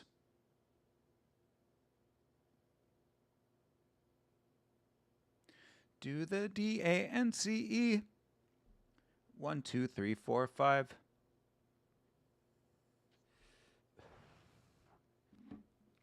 Petch the accountant's gonna hit this guy as hard as the IRS hits a single income family. Damn, too real, Lachlan. That one hits home for me. It's another small piece of advice I can give to you if you are planning on starting a business. Get your accounting started and sorted early. Because golly, IRS came for your boy. Yeah, no such thing as a refund in my world. IRS came around knocking on the door like the UFC with a cease and desist letter. Bang, bang, bang. Hey, how you doing? Fuck you, pay me. All right, well, I guess I better pay him. And pay I did. Actually, technically, I have not paid yet. They haven't actually, made the charge yet. But the interesting thing is, apparently, I can actually have the IRS charge go to a credit card. So I'll actually end up getting points for paying my taxes. Kind of neat. Thanks for the extra money. If I was going to have to pay it anyway, I appreciate the cash back. That's accounting smart. All right. That's a federal fucking crime? That's fucking illegal. Taxation is theft. Just putting that out there.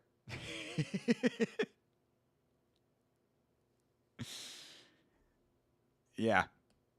I told them that I thought that it was too much. I told them that I thought that I owed too much. They knew about Yama, and this was their response. Shut the fuck up and watch the fights. That's what they told me. Uncle Sam, forever undefeated. I need to get fuck you, pay me on the board.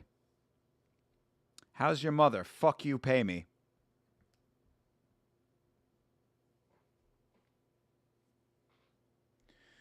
Cheng Swerk.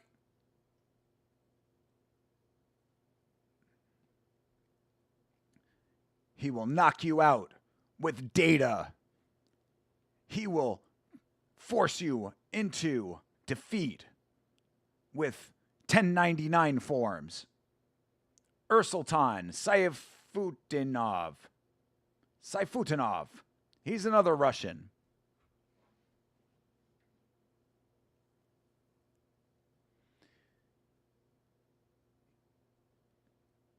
He's Russian from the mountain area. This dude looks like he lives right on the border of the mountain area and the city area, you know? He's just mountain enough to be a mountain dude, but not so mountain that he's not a city dude. Hey, Didgeridoo Dave is here. What up, Didgeridoo Dave? How you doing, brother? W. I got the Thai guy by way of being Thai. True. I've got Willamette by way of being very sexy. I'm coming all night long, T Wood. Thank you very much. How you doing, Didgeridoo Dave? All right, fight's underway. Cheng Suk.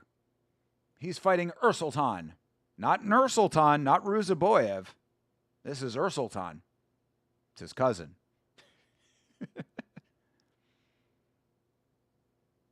Yeah, Jeremy Hall was asking for some more traditional Muay Thai. You can tell that Cheng Suk has definitely more of a traditional Muay Thai style. Nice body kick.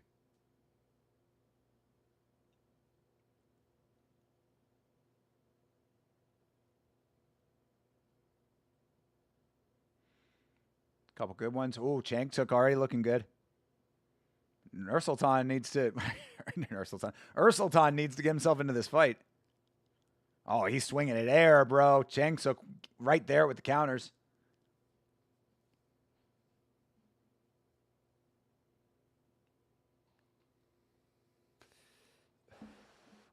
Oof. Cheng Suk ends up on the ground because he's trying to get flashy. That's great, kid. Don't get penisy.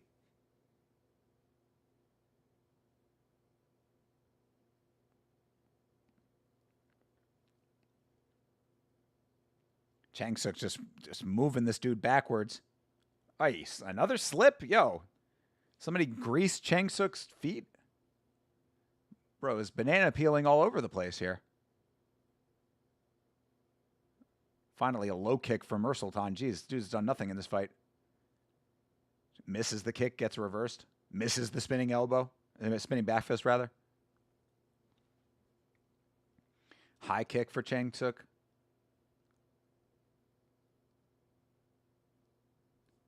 This is an easy round for Chang Suk. Holy shit. This dude Ursultan ain't it, boy. Another low kick for Chang Suk. Finally, a body kick lands for Ursultan. Oh, nice ones, Chang Suk. Jeez, big body kick for Chang Suk.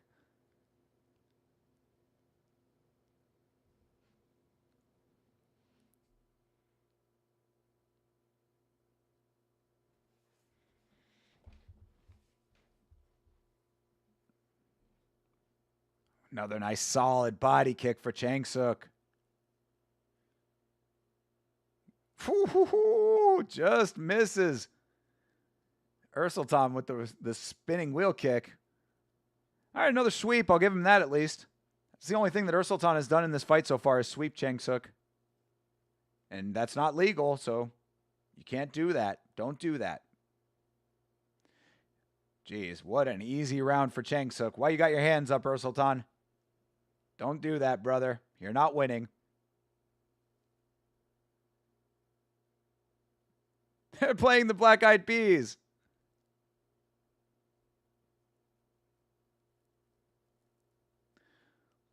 Let's get it started in RWS.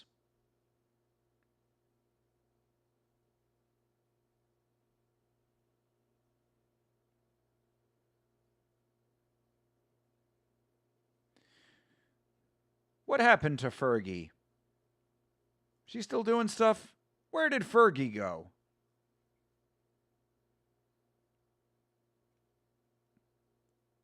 Again, they're showing replays of misses.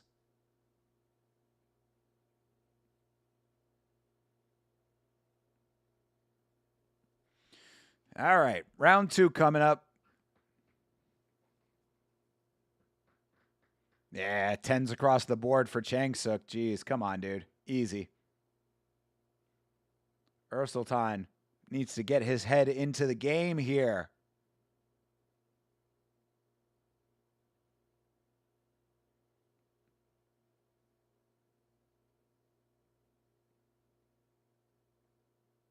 Fat Man Scoop. Where is Fat Man Scoop? Asking about Fergie. That's the real question. Where is Fat Man Scoop? How's he been doing? Has anybody checked in on Fat Man Scoop in a while?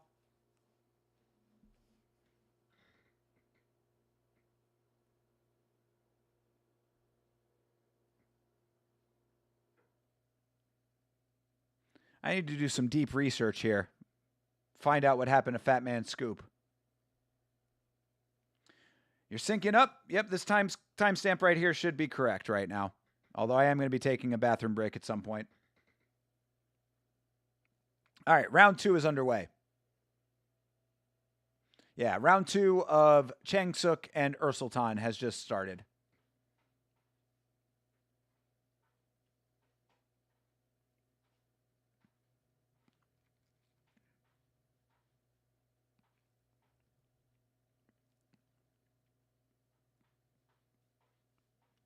Strike numbers across the board better for Chang Suk.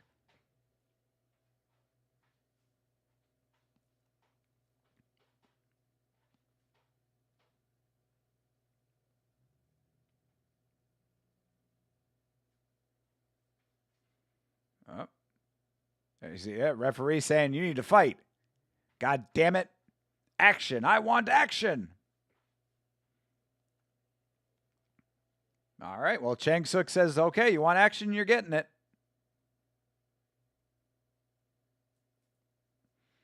Yeah, nice head kick. Body kick. Chang Suk is nice with the kicks. He just needs to stay on his feet. He can't be slipping around.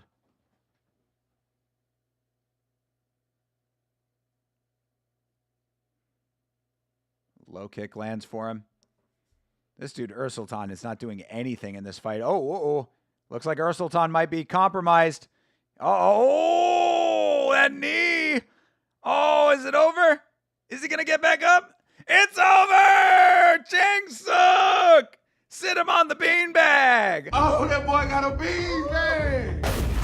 Ooh, that's a beanbag. That is a beanbag. That knee was bad, boy. That was mean. Changsuk with the knee.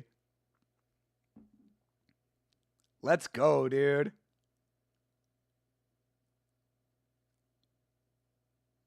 Yeah, dude, that was nice. That was a nice sequence. I think that Ursultan's leg was compromised off of a low kick prior to that. You could kind of see. I think that the ref even acknowledged it in some way. But if they back the tape up far enough, you'll see it. Yeah, there you go. Boom. That's the one right there. You see him limping a little bit. Yep, kicks it again. And then this dude's just, he's the knee to the body and the knee to the head. Fuck yeah, dude. That was lovely. Dude didn't want to be in the ring. No, bro, he didn't want to be in this fight, man. This dude did not come out to fight. That was why I was saying, like, he should not have been raising his hands after that first round. This dude is not in this fight. He was not in this fight for the entire fight. Like, that was a poor performance, sad to say. I mean, I don't want to be too mean to the guy, but like, that Changsuk was firmly in the lead for this entire fight. And then all it took was a couple of damaging shots to end this thing. That was a great setup for the leg kick, dude. Yeah, I mean, Changsuk he'd been doing a lot of great work. It's always amazing to me when it comes to Muay Thai that they can not only set up, but also generate the power from the traditional stationary Muay Thai positioning. Because it's like Muay Thai is, obviously footwork is important to an extent, but it's a very minimal. It's a minimal range of motion when compared to other combat sports, but they still are able to generate the power and the movement to set up the strikes that they want in such a meaningful and impactful way. It's really a beautiful art. That's why I love Muay Thai so much.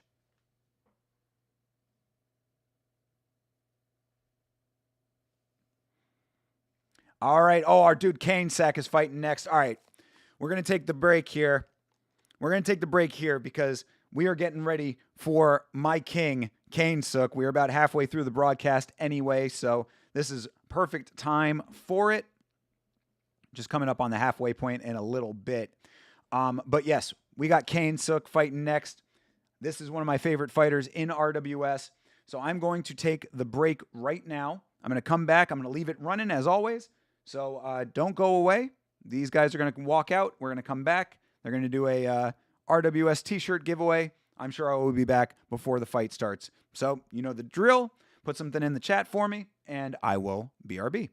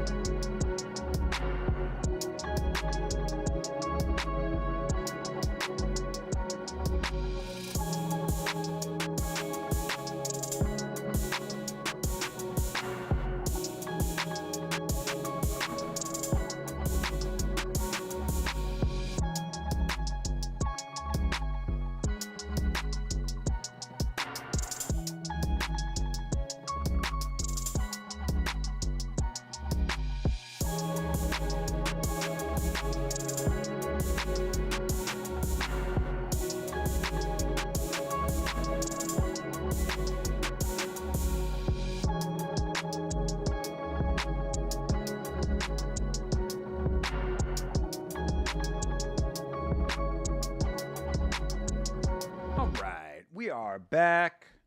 Let me get the timer reset for you. I'll start this timer at the beginning of this fight. And we are getting ready for my dude, Kane Sook.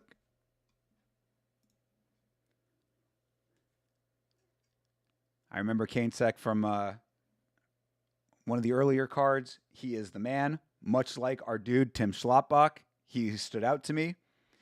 So my current favorite fighters in RWS are Tim Schlotbach, Kane Sook, and our dude Daniel Rodriguez. I used to be a fan of Dam, but his last fight really was a poor performance by him. He still ended up winning, though. And, of course, Marie Rumet from Estonia, our ladies' queen. All right, Kane Sack, the drunken master. Dude loves to dance, he loves to drink, and he loves to fight. What's he dancing to?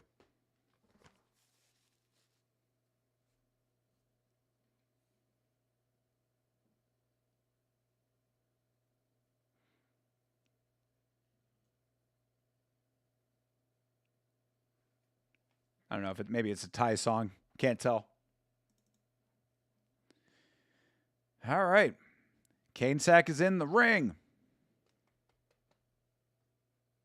Oh, he's shaking it. Giving a show to the ladies out there.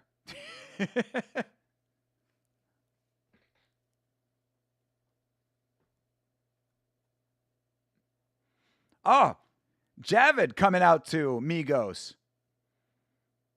I thought they were playing Migos earlier. They were not, but Javad Azdari coming out to Migos from Pakdasht, Iran. They have more of a protest lifestyle, a lot of these guys. Could be. I'm sure that's true of some, maybe not of all, but definitely some. I mean, it's that combat sports life, brother. I fight, I drink. What else do you need?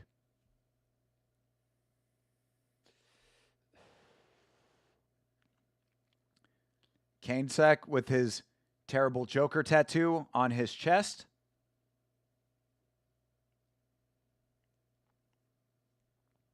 Look at that thing. Look at that tattoo. It's not even like a Joker. It's like a dream finder of some sort. Like a mystic of some sort. I don't even know what to describe it as. Like a carnival guy. Smoke, of course. Oh, true. Yeah, good point. Smoke, drink, fight. That's the Muay Thai way. All right, Kane Sack, my dude. Let's see if he puts on another legendary performance. Of course, we've got the Middleweight World Championship later this evening. Looking forward to that.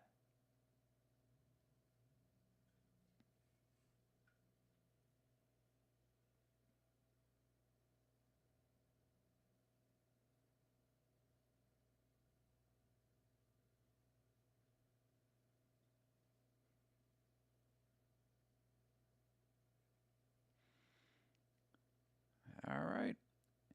Kensuk doing the dance.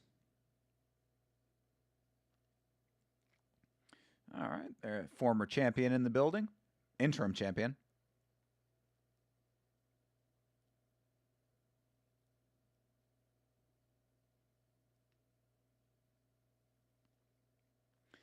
And there's Mr. RWS, our chairman. Is it Daniel Rodriguez?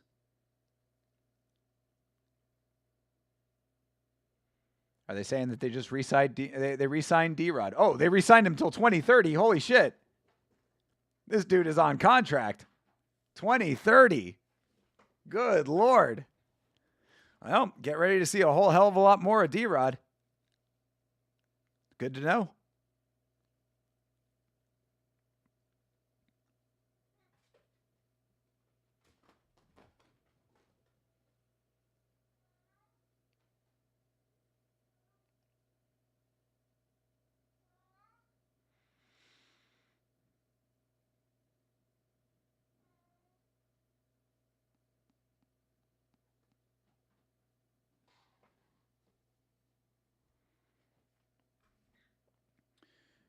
All right. Extended dance sequence, as always.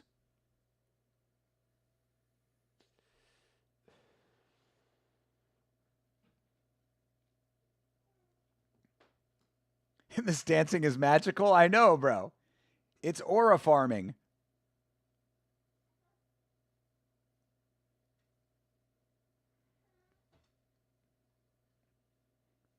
I wonder how much the dancing affects the fighting. We really should start keeping track of that, like who dances better and how it affects their fighting ability. Cobra Flare would be my dance move. Is that from Dodgeball?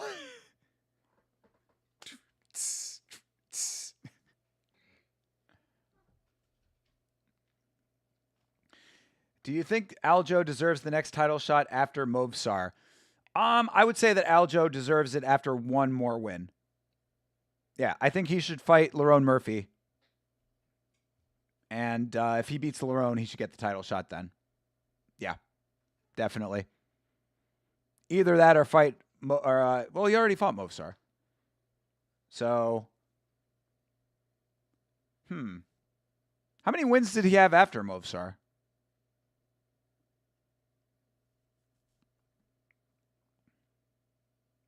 You put both hands behind your head, flare your elbows forward and hiss with like this.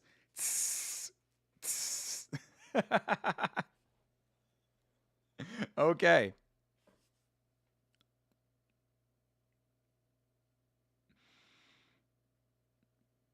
Well, I'm going to need to see visual proof there, Didgeridoo Dave. Take an RWS fight and do it for me. Holy shit, is that Didgeridoo Dave?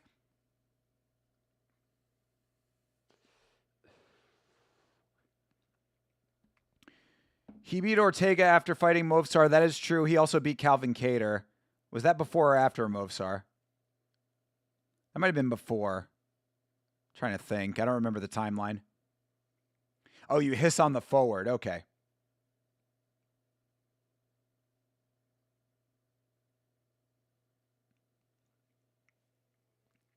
Well, like I said, I need to see it from the master. I need to see it from a professional.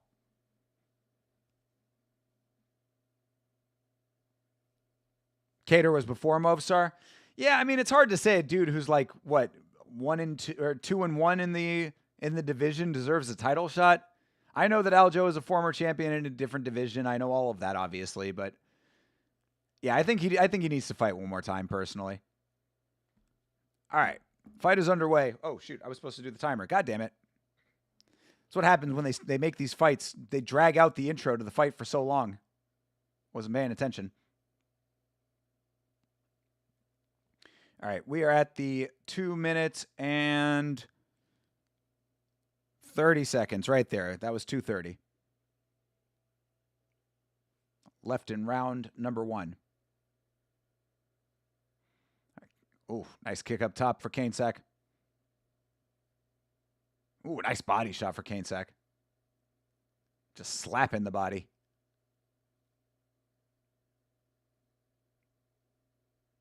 Woo! Kanesack going into the matrix. Evading high kicks. Remember when Aljo powerbombed Kattar? I definitely do. Oh, is he done? Is he done? Oh, Kanesack with the early finish, the early beanbag. Oh, that boy got a beanbag. Ooh, that's a beanbag. That is definitely a beanbag. Body shot did it. Kanesack getting the job done early. Too easy. Telling you, there's a reason he's my favorite. Brother, Kanesack with the early victory with a body shot TKO. Bro is still down, dude.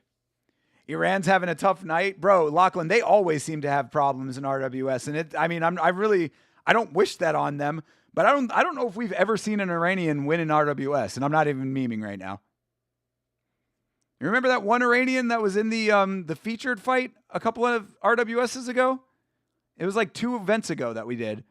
On a Muay Thai Sunday, like 2 events ago, and it was an Iranian guy. He was the one that did the whole, like, digging up the dirt and, like, fucking, doing, like, the gravedigger shit that Tito Ortiz used to do during his dance. He was, like, peacocking the dance like crazy, and then he ended up getting fucked up. Yeah, Iran. Oh, it was a kick to the body. I thought it was a punch. No, just right on the liver, dude. Delayed reaction and everything. That was on the money. Pound on the organ. Bam! Oh, dude, perfectly placed right under the arm. He kicked up and into the rib cage too, so it was really right on the liver itself as opposed to being protected by the ribs. Jesus, dude. Kanesack fucking rules. And that's how you know. That's how you know. He's in the winner's circle by himself. He's getting his result announced by himself. There's a future champion right there. Him and Tim Schlappbach both need to get belts.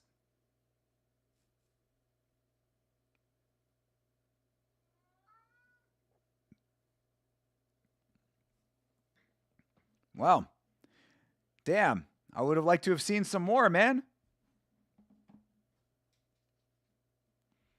Guess we got a little bit more downtime now.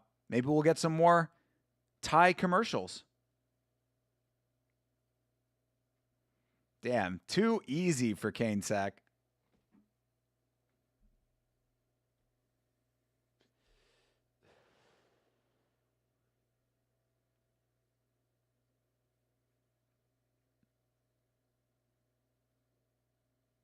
What is happening right now? What is going on? Oh, we're getting the ceiling graphics. We're gonna get the dude busting through the ceiling.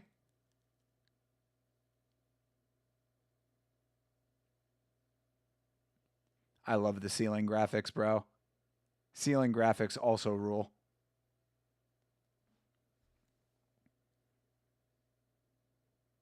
Here we go. Here he comes.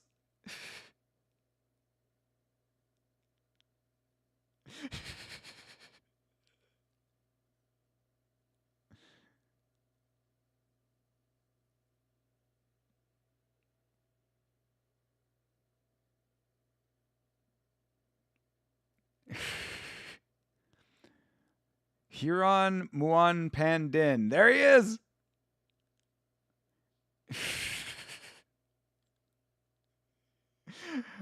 Dude, I love this. Oh my God, I cannot wait to see this live.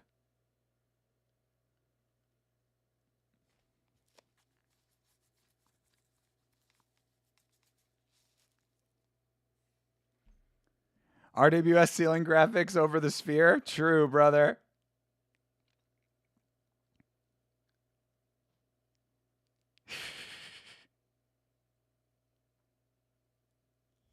Fuck yeah, dude.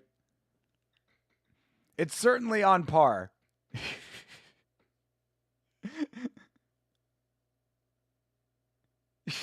There he goes. Banging through the ceiling. Love it. Fucking awesome. It's the entire ceiling, bro. The whole ceiling. April Inferno has been pretty goddamn good. I can't lie.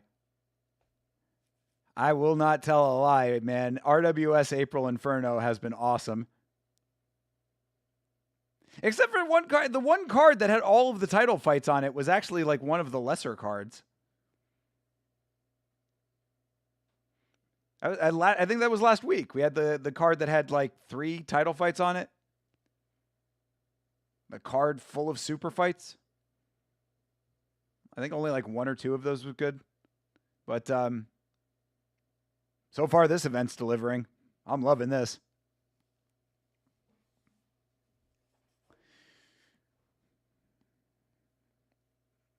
All right, next up is Pech Tong Chai.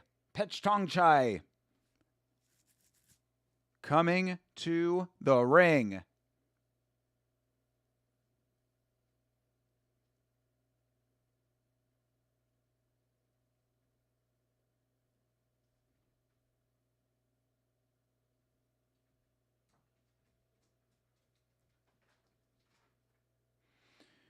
He is from Surat Thani, Thailand.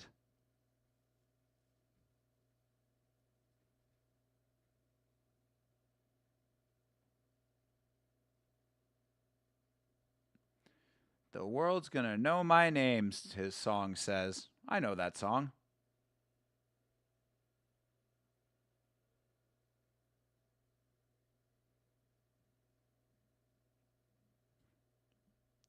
Said the last guy looked like an accountant. This guy looks like a cab driver.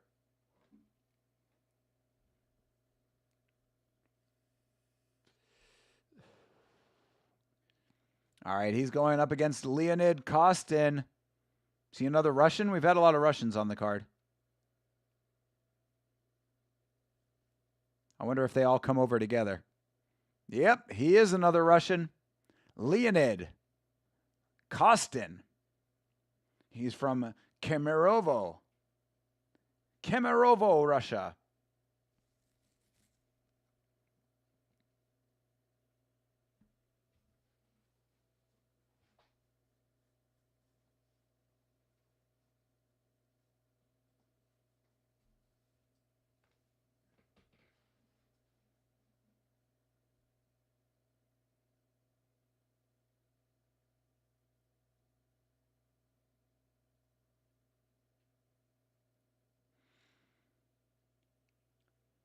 All right.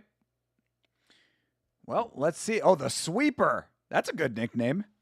Pechtongchai the Sweeper versus Leonid Kostin. Leonid, no nickname Kostin. 25 versus 20.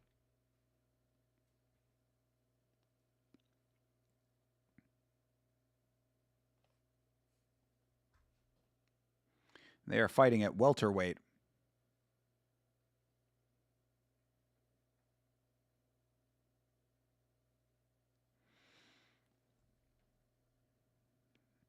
All right, we dancing?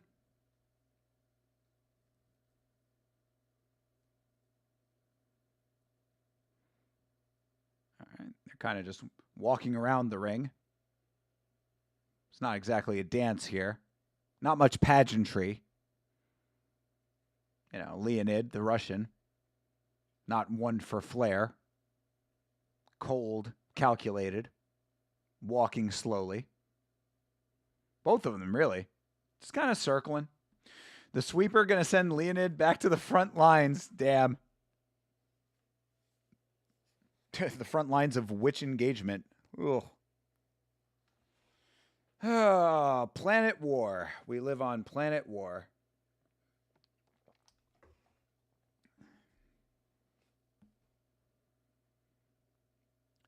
RWS 200. RWS 200. What is that? Is it their 200th event? Or is it 200 years of RWS? Could it legitimately be 200 years of RWS? Or 200 years of Rajadamnern Stadium?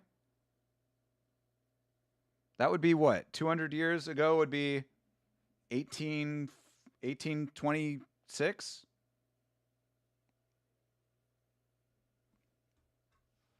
I mean, kind of crazy to think that this stadium was erected in the 1800s like that early, but I got to believe it's their 200th event. Maybe I sound really stupid right now. But either way, RWS 200 coming up in June.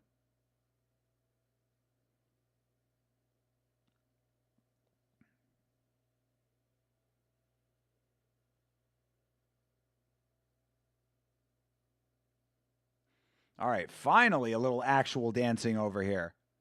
Finally, Pechtongchai showing us some moves.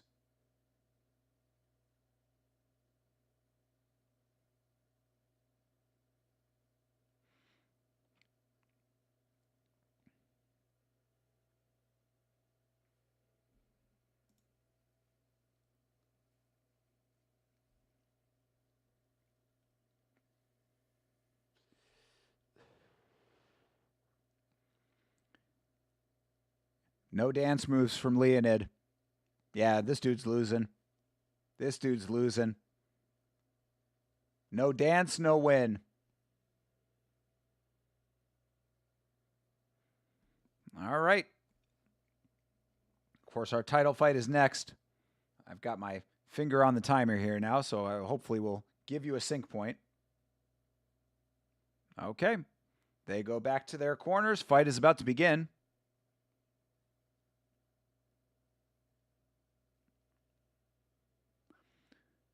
Leonid versus Pechtongchai.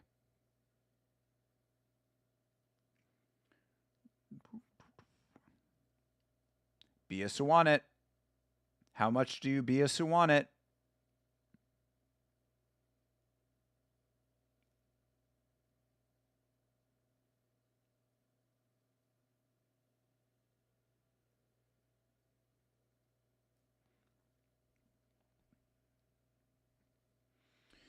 All right.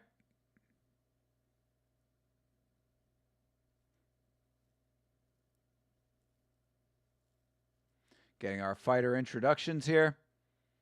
It is always a very long build up to these fights. 81-24-2 for Pech Chai. That's a Muay Thai record.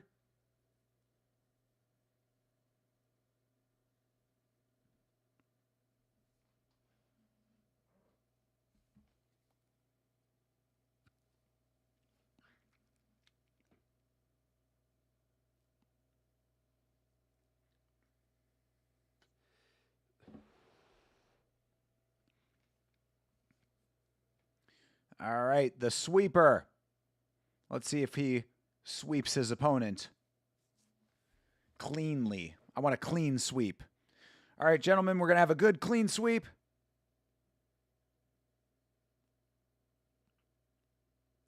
Leonid the Costin. He's 12-1. Remember, keep in mind, he did not dance. Oh, this is RWS debut, too. Yeah, he's definitely losing.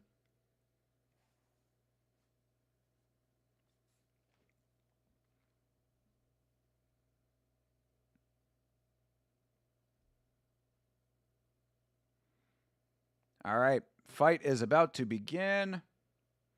Willamette blows the kiss. It's Wilmomet. All right, there's the bell. There's your sync point. Fight is underway.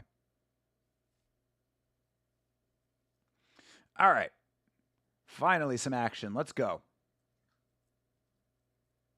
Leonid, aggressive with the kicks early.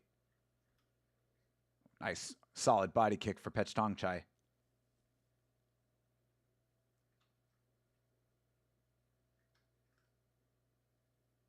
Another nice one for Pech Chai.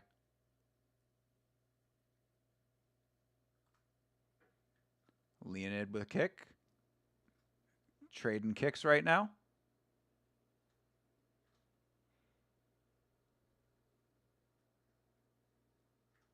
Oh, little slip for Pech Chai. Matt's slippery tonight. Yep, referee says, let's go, goddammit. We ain't come here to stare at each other. Fight. Fight till you drop.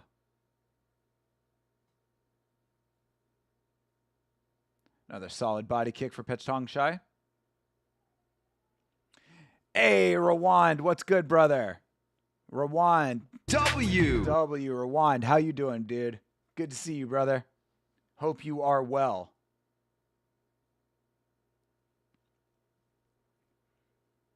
We just saw an Iranian lose in RWS.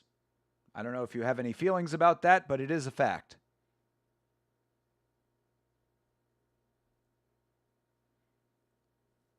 Hope all is going good for you, my man.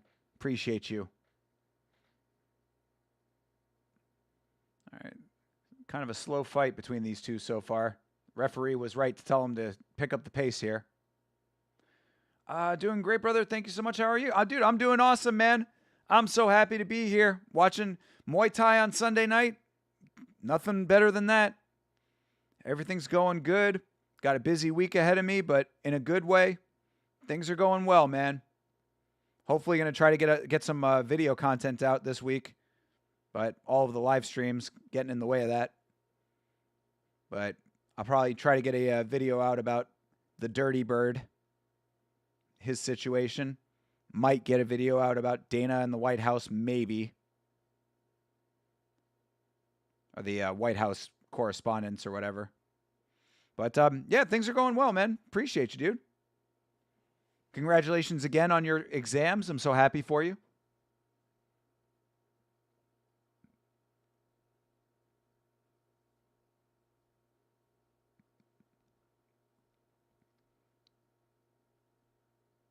All right, this fight is about as good as the women's fight earlier. Jesus. Nice front kick for Leonid. All right, that round sucked. Yeah, that was not great. How you have such a weak fight this far into the card, I do not know. Did your favorite fighters get fraud checked tonight or not yet? No, actually, both of my favorite fighters won their fights tonight. Yeah, Kanesack and Tim Schlappbach both won their fights. So I'm pretty happy right now. UFC, different story. Evan is here. What up, Evan? Good to see you, bro. W. Been a while, man. How you doing? What's good, brother? There's MMA today? No MMA today. We're watching Muay Thai right now. If you'd like to watch along, if you'd like to watch Muay Thai with us, the link to the fights that we are watching, this is a replay from yesterday. So the link to the fights that we are watching is in the description of this live stream down below. Go ahead and click the link, and you can watch along with us. This timestamp is not correct, but I can give you the actual timestamp if you'd like.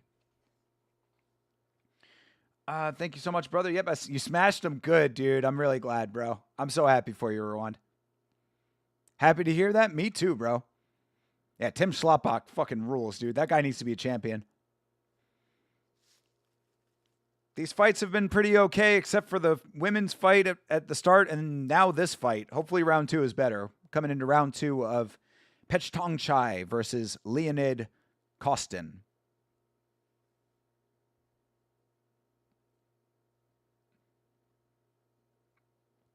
Yeah, we've done a good amount of MMA this week. We did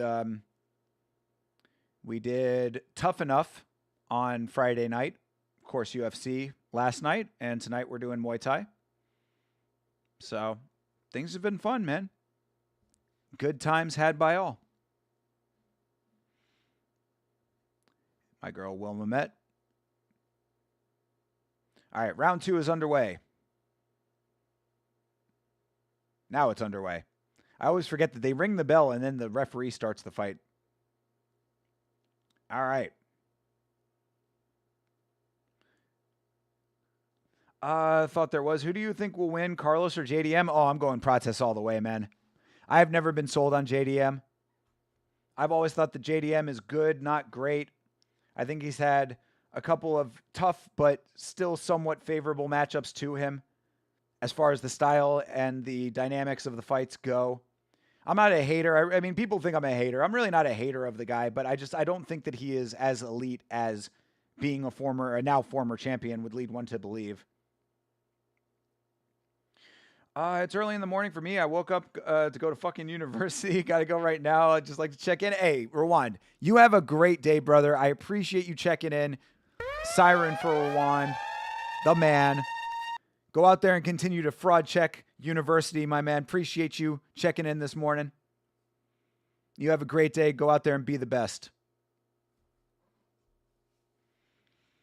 But yeah, that's my feeling, though, is that Carlos Prates is, he's given me a lot more reasons to be like, that's the dude right there, you know?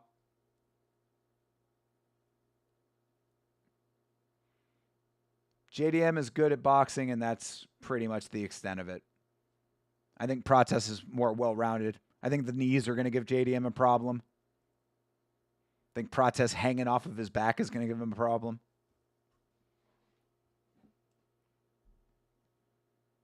I just see more methods to victory for Carlos Prates. But we'll find out. We'll find out starting at 4 o'clock in the morning on Saturday. Saturday at 4 a.m. I will be live. And Wednesday, too. Wednesday morning at 1:30 a.m. I will be live.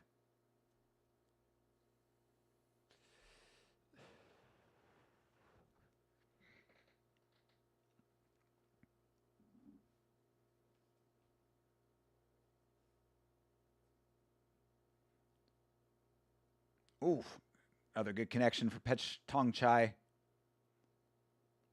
There you go. That was a nice elbow for Leonid. This is a better round than the last round for sure.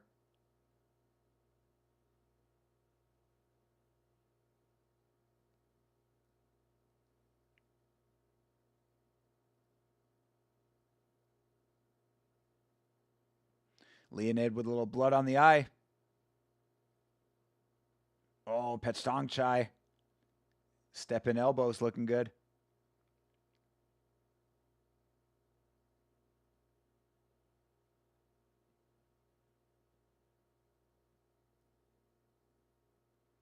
Another nice body kick. Oh, front kick. Yeah, front kick sent Leonid to the ground for a second. That was definitely a dub round for Petchtong Chai. Is he up both rounds? I didn't see who won the first round. I got to assume he's up both rounds.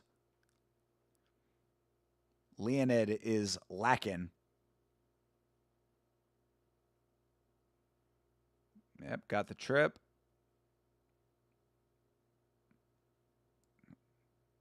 That was a nice inside shot for Leonid. They just showed on the replay.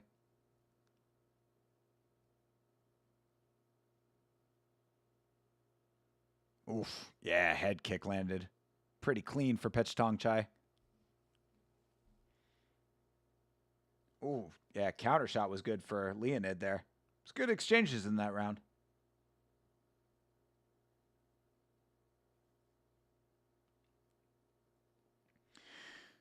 We will see who takes it. Round 3. Yep, Petchtong Chai definitely took that round. All right, Petchtong Chai is up both rounds now, 20-18 currently. One more round to decide it. Leonid needs the knockout. He needs to finish.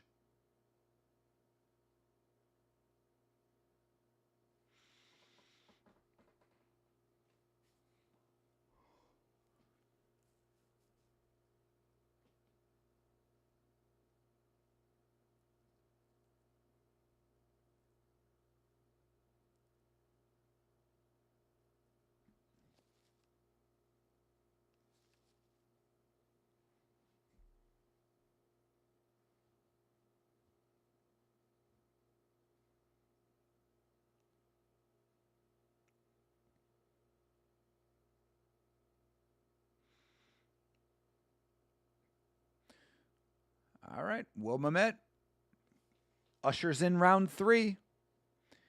We are getting ready for the third and final round of this fight. All right, and fight is on. Definitely one of the sleepier fights of the card, but round 2 is pretty good. You can see just how red Leonid's side is. Yeah, his left side is all kinds of beaten up.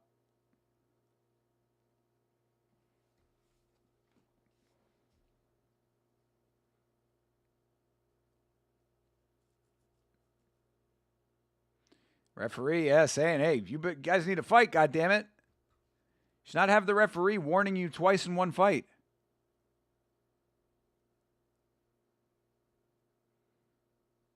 It's a good combo for Leonid. Oof, Leonid goes for a spinning kick and gets blasted in the face.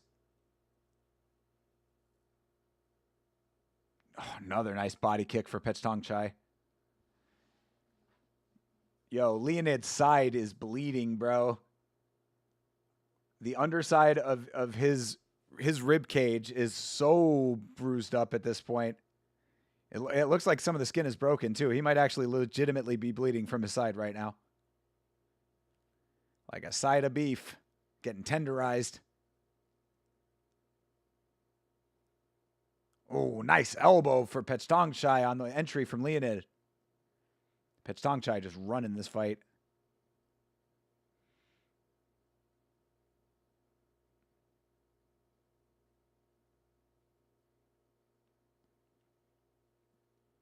Minute 15 left in the fight.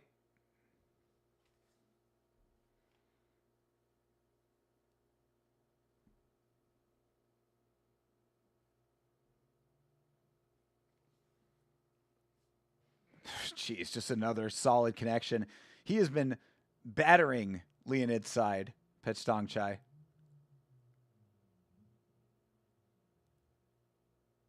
Oh, and the sweep. The sweep for good measure.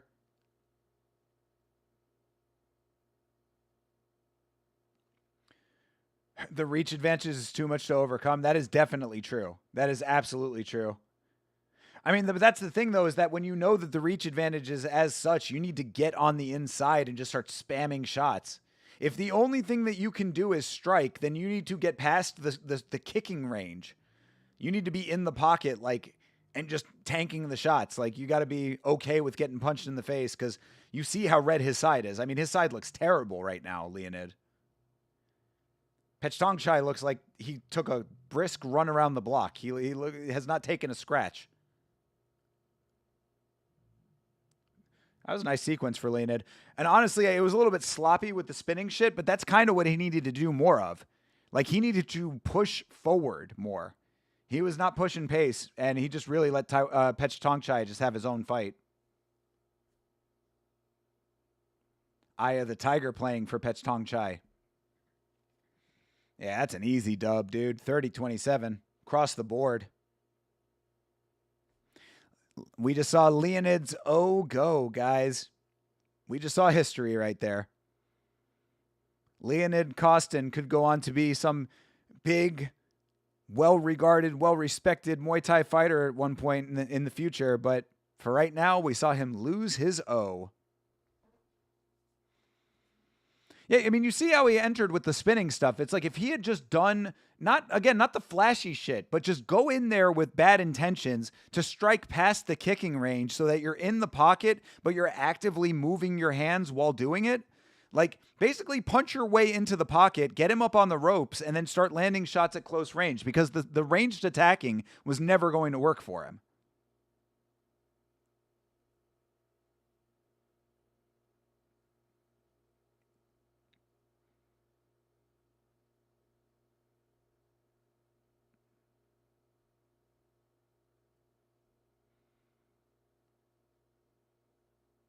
Oh, it was him that landed on the follow-up.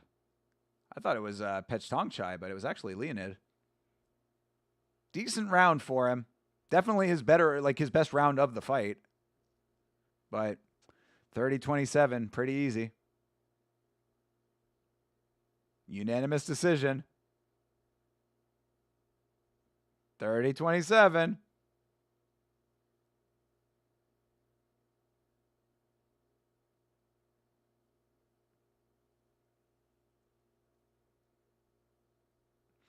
And there it is, Pechtonchai getting himself the victory. 30-27's crossed the board.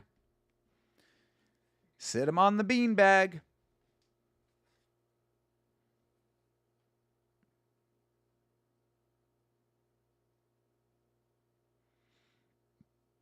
All right, next up is the title fight, everybody.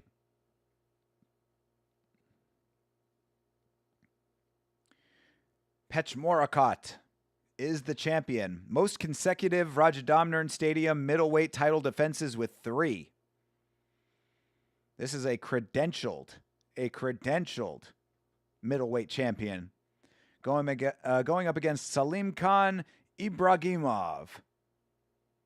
If victorious, will become the second Russian champion in RWS history.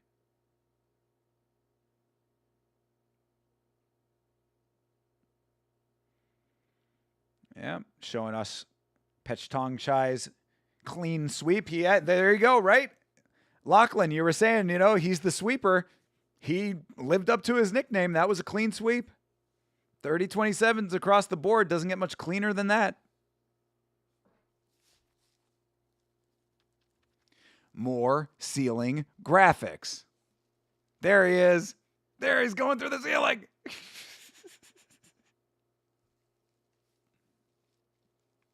Pechmorakot.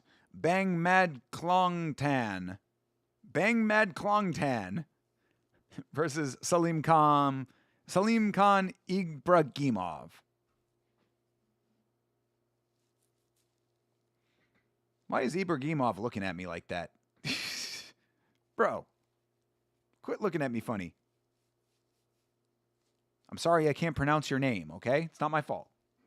Not a name you hear a lot over here.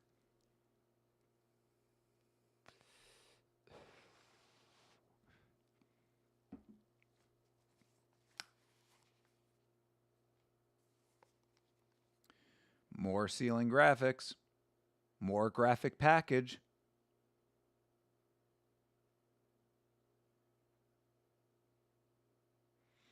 Showing us Pechmorakot highlights. He's got some nasty elbows. Hope that we see some elbows in this fight.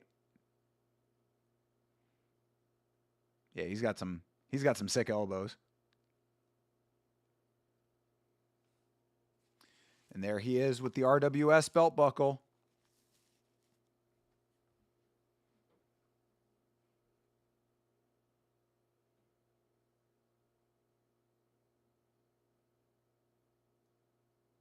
Damn, flying elbow from Ibragimov. Yeah, his highlights aren't bad.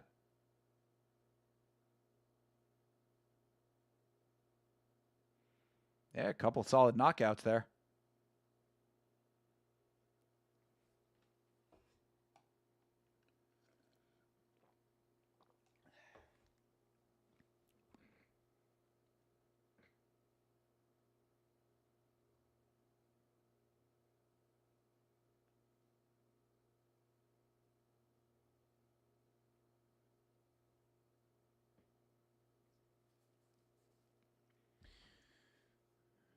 All right, good deal.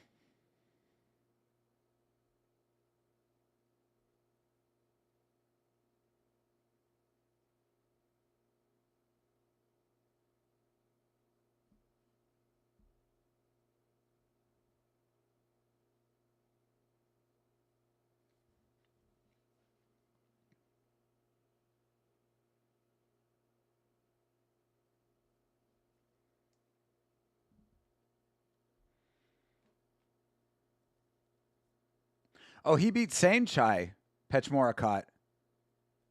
That's pretty impressive. And Salim Khan beat Victor Hugo.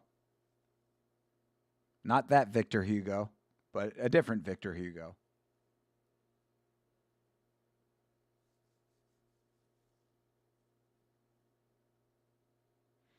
And this is his second title defense. Oh, no, this is not his second title defense. This is his first title period in RWS. And he also has a WBC Muay Thai title, Pechmorakot. Salim Khan also has a WBC Muay Thai title.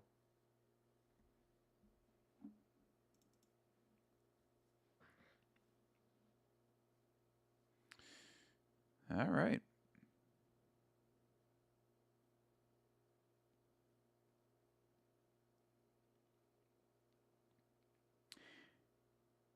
Yeah, Rwand had to jet. But good to see Rwand. Always appreciate Rwand in the chat. Appreciate all you guys. Thank you guys for hanging out for this. I know it's getting a little bit late here in the States. Appreciate you burning the midnight oil with me for some Muay Thai. Shout out to WorkPoint, greatest channel on YouTube, giving us these amazing RWS fights free of charge.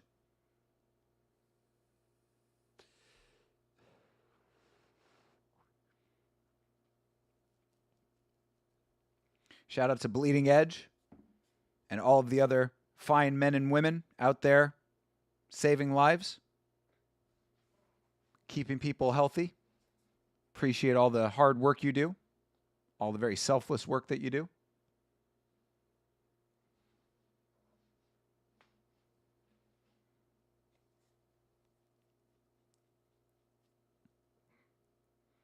All right, this is the main event, of course, even though there is still a featured fight after the main event, but this is the main event.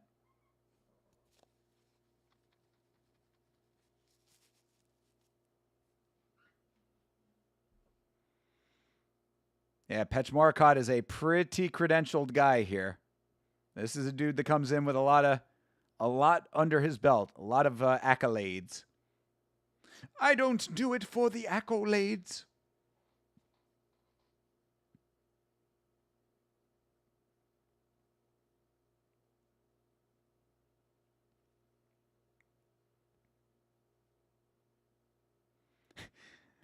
All right, Salim Khan talking about smashing him. He's using Hamzat rhetoric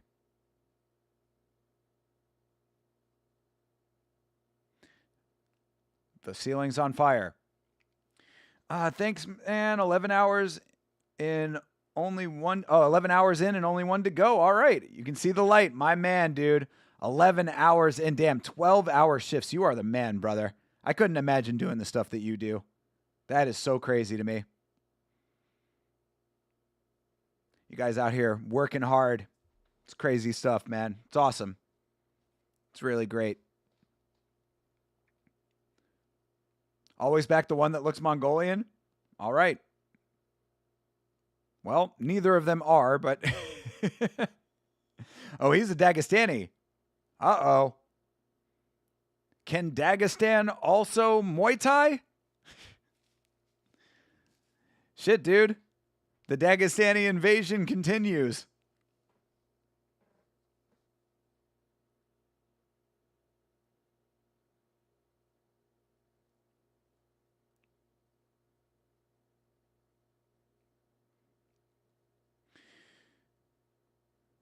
Walking out to Led Zeppelin. Not quite a point deduction, but it's close. If Petch Morakot walks out to the Red Hot Chili Peppers, I'm going to be so mad.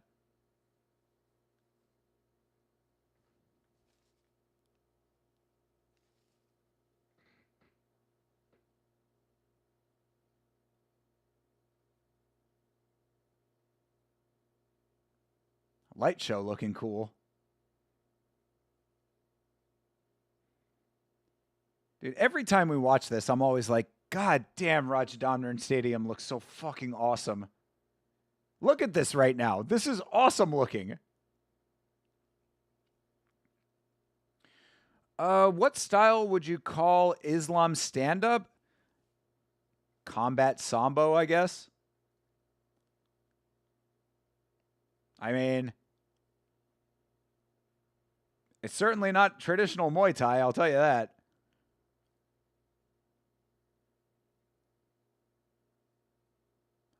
All right, Petch Morakot's walking out to Thai music. Completely acceptable. He's going to win.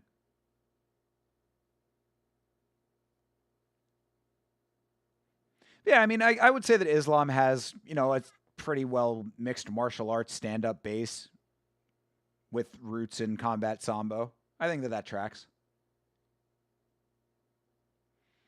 Now let's see if fucking Ibragimov over here fights like Islam.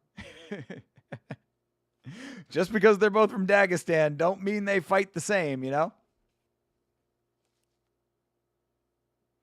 But if he does, that would be fucking awesome.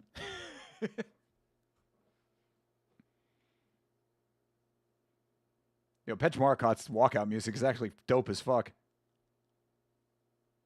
Bro is wailing right now. All right. Salim Khan Ibragimov. He's fighting Petch Morakot. Petch Morakot is 32 years old. Ibragimov is 29 years old. This is middleweight.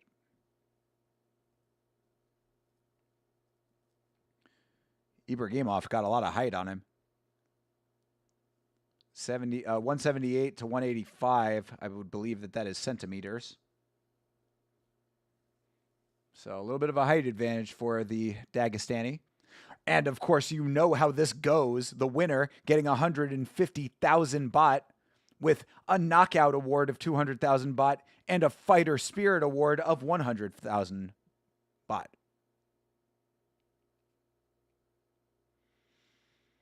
Hopefully we will see that knockout award awarded. I want to see a beanbag in this fight. Show me the beanbag.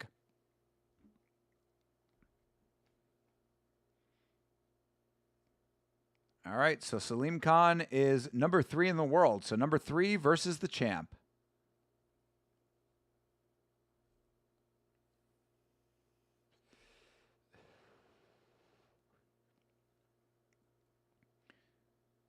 Petch Morakot doing some jumping jacks.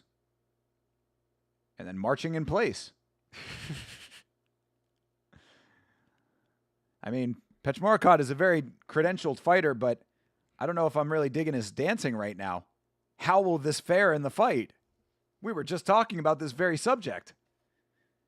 Because, yeah, his dance moves, not there. And, of course, Ibragimov not dancing much at all. Just kind of walking around. That's definitely the Russian way.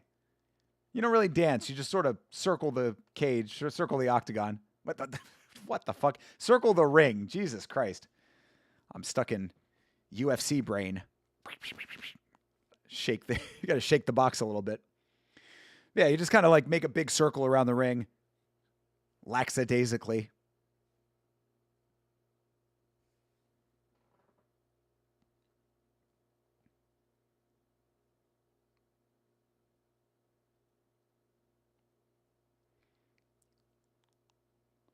All right. Bia Sawadik coming in to do our announcements.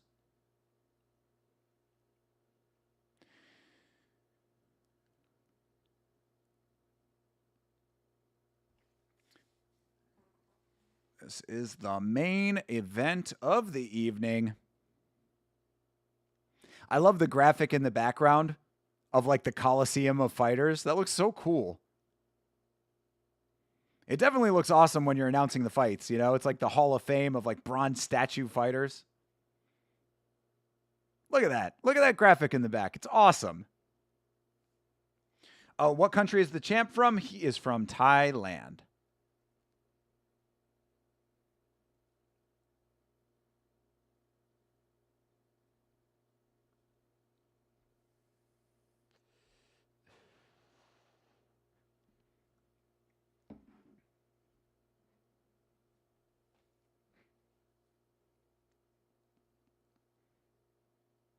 Five rounds, of course.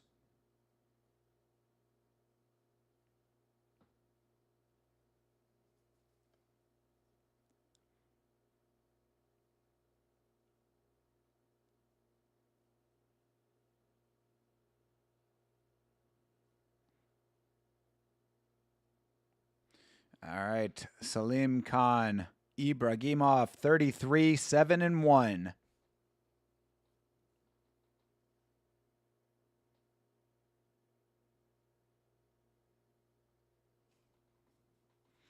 His best fights are Victor Hugo and Victor Teixeira. He's beaten all of the victors. He was the victor in all of his fights with a dude named Victor. Champ looks like he just had all of his wisdom teeth pull out. What? You think he looks a little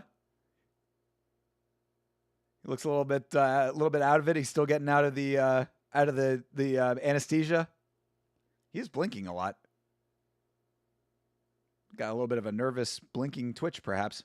I missed his record. God damn it.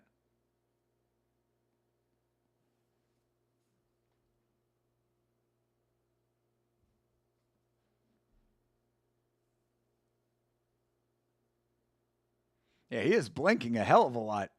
Petch Morakot, Blinky McBlinkerson over here.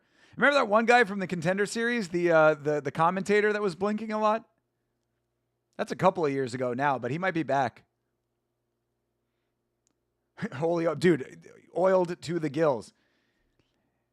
Yeah, he is super oily, and for some reason Ibragimov not very oily. I've always wondered who and why gets all of the oil.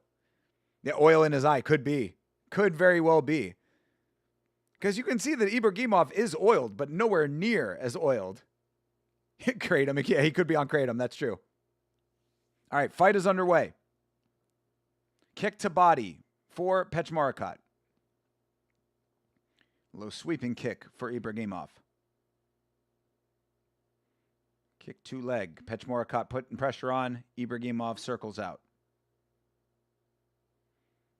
Nice evasion there for Salim Khan.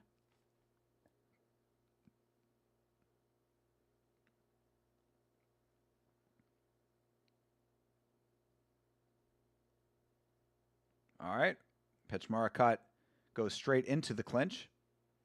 He did talk about using his knees a lot in this fight, so hopefully we'll see some knees and elbows.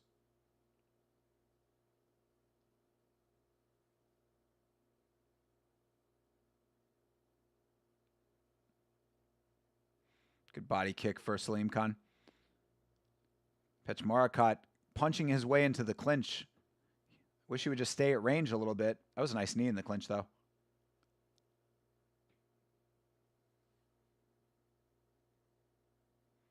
Nice front kick.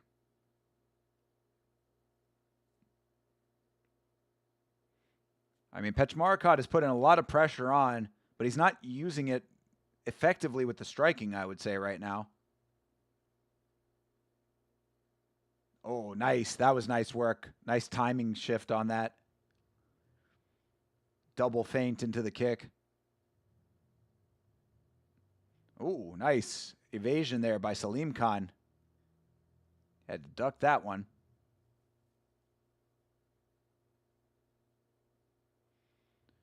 All right. Kick almost lands for Pechmarakat.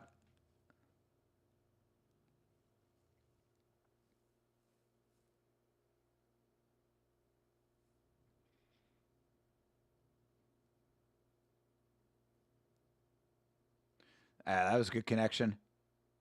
Oh, another nice knee to the body. Pechmarakat.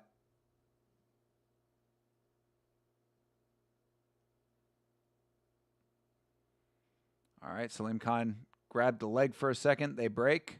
30 seconds left in the round.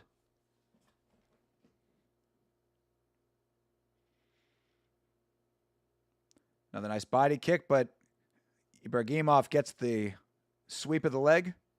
He said, referee says no sweep. Don't do that.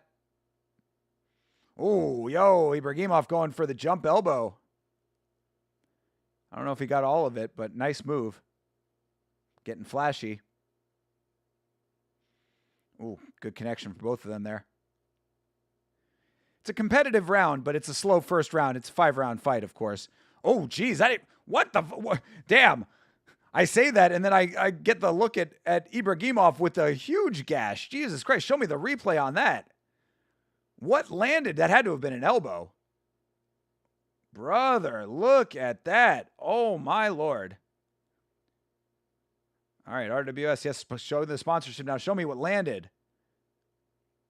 What landed to make that gash? Holy shit, had to have been an elbow.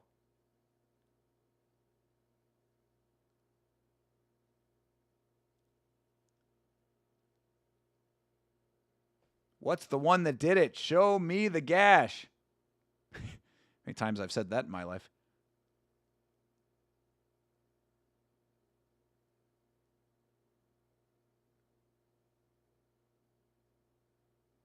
They're not going to show the replay of the gash? What?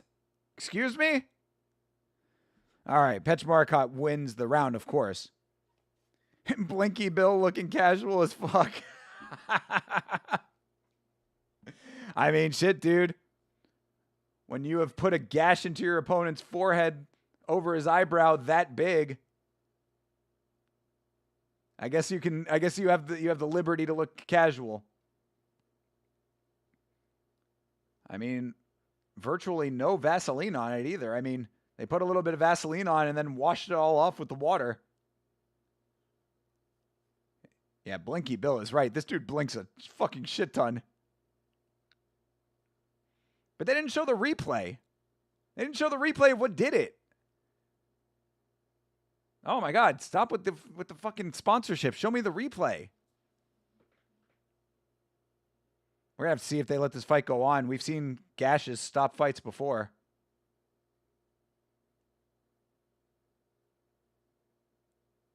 Yeah, definitely nasty, bro. Yeah, that's a good cut, man. All right, they let it go. Yeah, the gash is bad, dude. Seriously. That's why I wanted to see what fucking did it. But they fight on. Round 2 has begun. That was bad production, man. Nice body kick for Pechmarakat. Yeah, no, I mean, it had to. Obviously, it was an elbow, but I would have liked to have seen the replay of which one it was. See the impact of it. But yeah, I mean, had to have been an elbow for sure. Oh, nice strikes up top with an elbow to follow from Pechmarakat.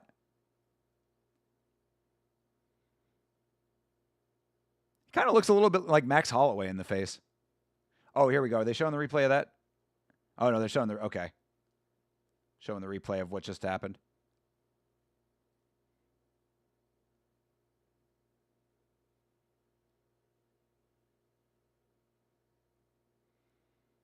Couple nice jabs getting pumped out there by Pechmorakot. Ooh, that was a nice elbow for Ibragimov. Nice body shot for Ibragimov. Oh, Ibragimov starting to turn up the intensity a little bit. He recognizes that that cut is not good optics. He looks like BJ Penn to me. Yeah, I could see that too. Yeah, I could definitely see that. He's got pseudo Islander features. Husky Max, yeah. Max plus couple inches and 25 pounds. 35, 45 pounds.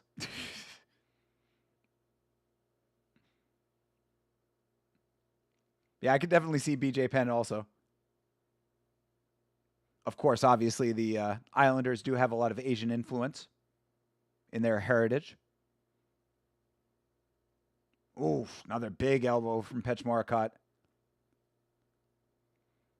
I mean, all of his highlights were elbows, so I'm not surprised by elbows flying from this guy. Ooh, just missed the uppercut.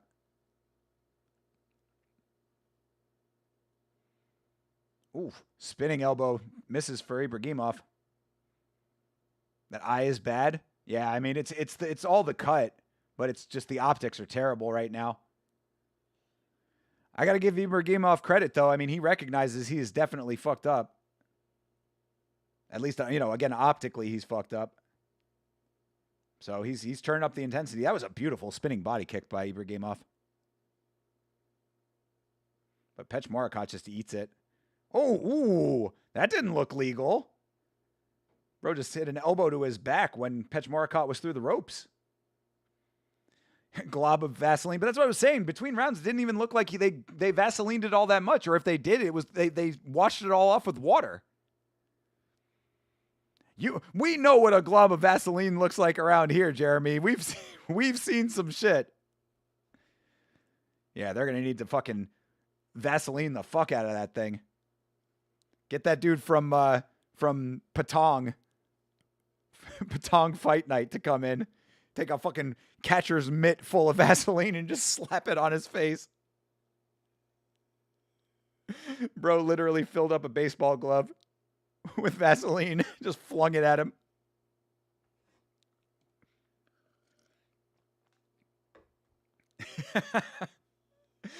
I liked Patong Fight Night. That was fun. Both these guys are wet as fuck, too, so the highlights are looking pretty cool. Water flying off both these guys. Looking like a Rocky out there.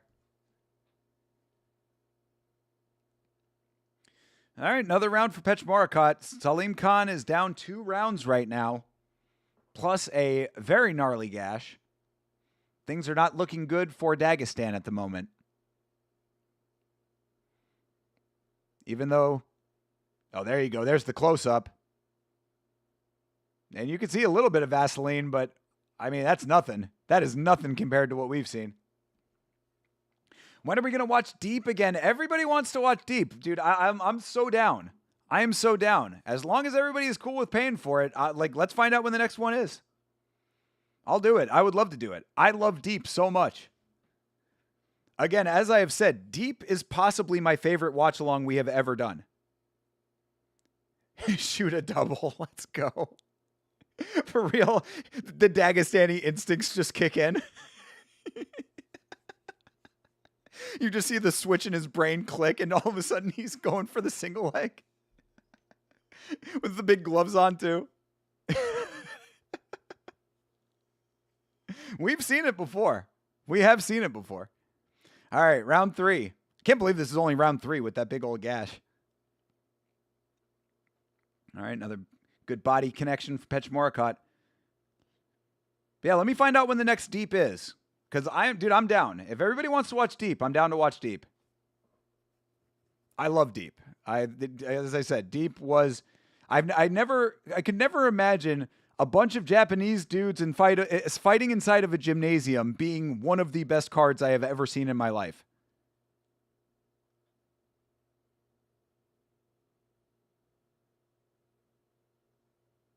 So many finishes on that card, too. Good Lord. We saw a fucking twister finish on that card. You'll pay for it? Dude, I'm so down. To be perfectly honest, I might just want to pay for the subscription.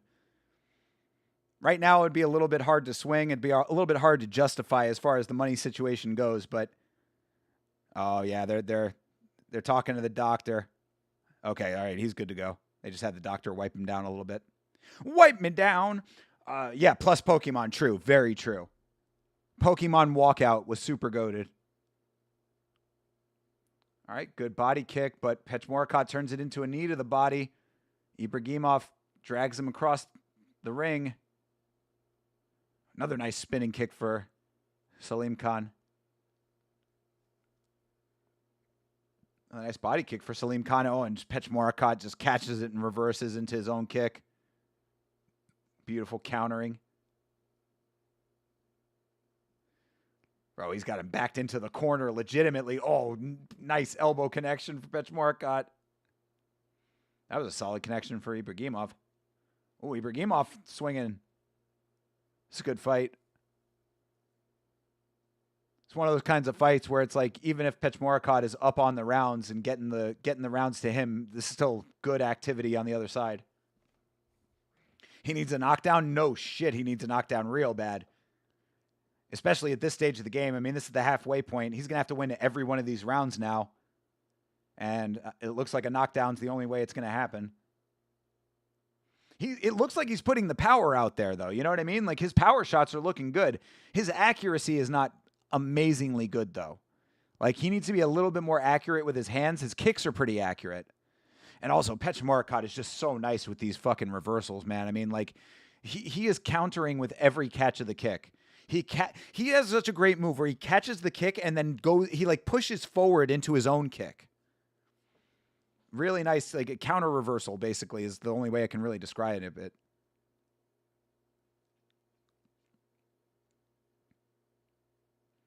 See, catches, pushes forward, and there it is again. That is such a clean move, dude. He has done that like 4 times in this fight. Yeah, his technique is a little sloppy. It's true. He's got the power, but he just doesn't have the focus of the energy, you know? The accuracy just isn't there. And that's why Pechmorakot is just able to, he can anticipate what he's doing so well. Jeez, yeah, this is really a masterful performance from Pechmorakot, mostly because Ibragimov is just too wild. It's unfortunate, too, because you can tell he's got the power. He certainly has the will to win, but you got to focus all that energy. If you don't focus it, it's just flying off into all directions, you know? Much like a nuclear power plant when it explodes, a la Chernobyl. Sorry, you're going to be getting Chernobyl references for a while after my watch of this. It's too good for me not to reference. But it's an apt comparison, you know? What is nuclear energy? It is a focusing of highly explosive chemical reactions. And when that melts down and explodes, all of that energy just expands outward in all directions. So I think I'm actually cooking. His style is kickboxing and not Muay Thai. That's definitely true. Yeah, absolutely. He's got more of a kickboxing style, but again, even for kickboxing, it's too wild. Like, he wouldn't be able to get away with any of this shit in Glory. You know? He would be having just as many problems in Glory as he is here. Making myself upset by referencing Glory because I wanted to watch it so badly. I love Glory kickboxing so much. You put him in one kickboxing, bet he does better. He might do better, but I think the lack of focus is probably still going to be the problem. Because he's still, if you can't land, if you can't focus the energy and have the accuracy to make your power shots land, then they're just erroneous. You know, they're just flying off in all directions again. More Vaseline, says the corner man. More Vaseline. He says, you saw Patong fight night. Put more Vaseline on there. Oh, now we got the glob. Now we got the Vaseline glob.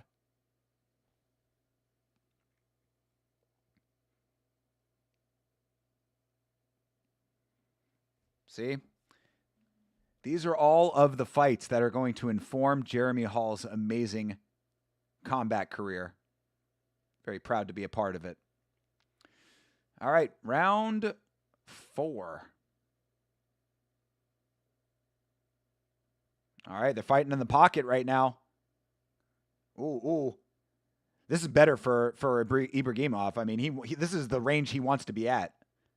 The closer you are, the better chance you have of landing those shots. Maybe a Q-tip could help stop the bleeding. Maybe. It's pretty big. I don't know how big they make those Q-tips. Thai ring girls could be less clad. Bro, you just go out on the street and you can see that in Thailand. They want the ring girls to be classy because they know what's outside the doors. There is a whole subculture. Again, this is how the algorithm works. This is kind of crazy to think about. But because the algorithm knows that I've been watching so much Muay Thai, it is now showing me Thai cultural videos. And there is an entire subculture of Thai videos that are literally just Thai on the street videos. Oh my God, that cut is so bad. They calling it? Yeah, they're calling it. All right, not the way you want to see it end, but Pech Marakat sent him on the beanbag. Oh, that boy got a beanbag. Indeed he did. That's a beanbag by 1,000 cuts, but really all it took was one cut. Just to finish the thought, what I was saying is, yeah, there's an entire subculture of videos that are all just basically footage of people on the streets, and it's just them filming like women in public in Thailand, and many of them wear very, very tiny amounts of clothing. This looks like last night's fight number-wise. Yeah, for real, dude. Yeah, you ain't kidding. Still not too happy about that fight.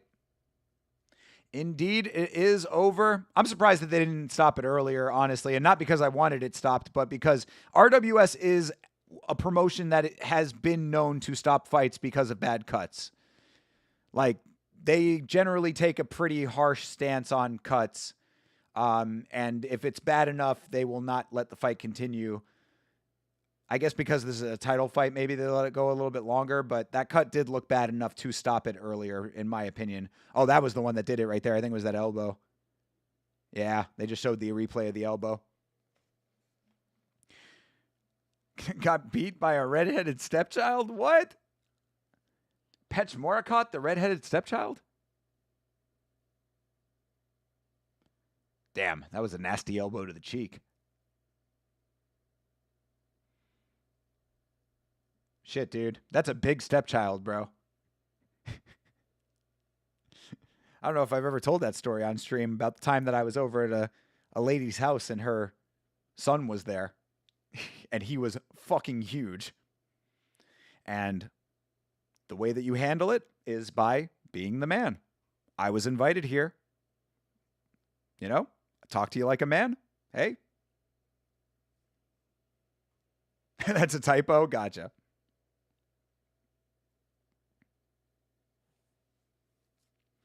But yeah, you know, I was there with the lady. Her son was there.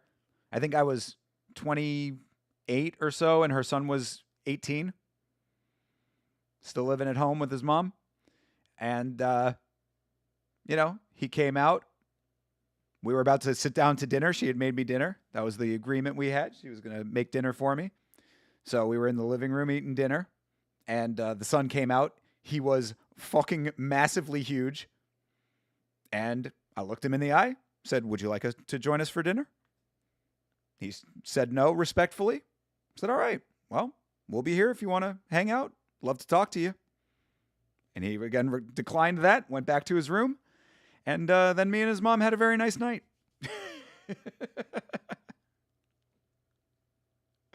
So I say that to say, you know, sometimes they're going to be different sizes and different statures, but always be the man. God, was I the man that night.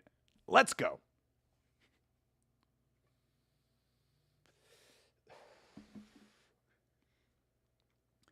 All right. Pech Marakat, also the man.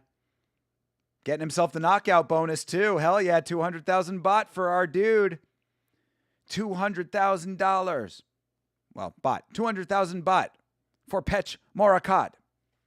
My sister's boyfriend got in my face without knowing anything about me, tried to intimidate me. Ooh, that was a dumb move by him.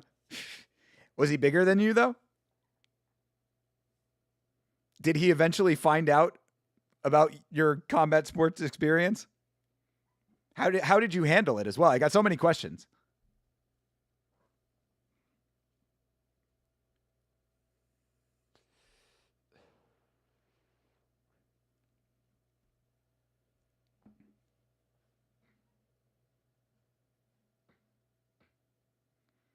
Okay, about the same height.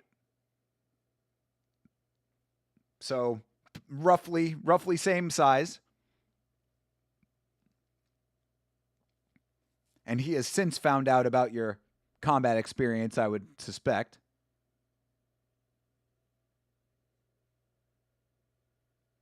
You laughed at him and said you have no idea who I am or what could happen to you. Nice, brother. Nice. Damn, dude. Are you cool with him now?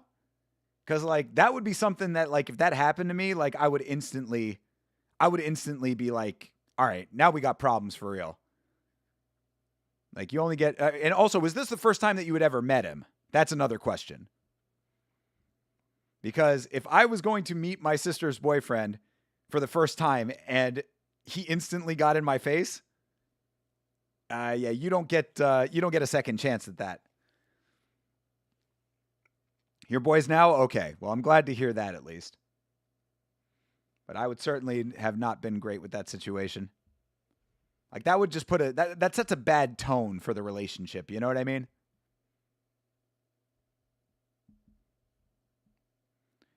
The first time first time you met was at a birthday party, and that's when it happened? Damn. Yeah, I don't know about all that, dude. I think that would put a very bad taste in my mouth. You know what I'm saying? I think that would be like, all right, yeah, we're not gonna be cool. Like, I'll respect you enough if, you know, my sister likes you or whatever, but that is not the way you handle me. Yeah, I'm very lucky with that. I have a sister also, and luckily she is married to a very cool guy. He's been nothing but cool since the beginning, so I'm lucky with that.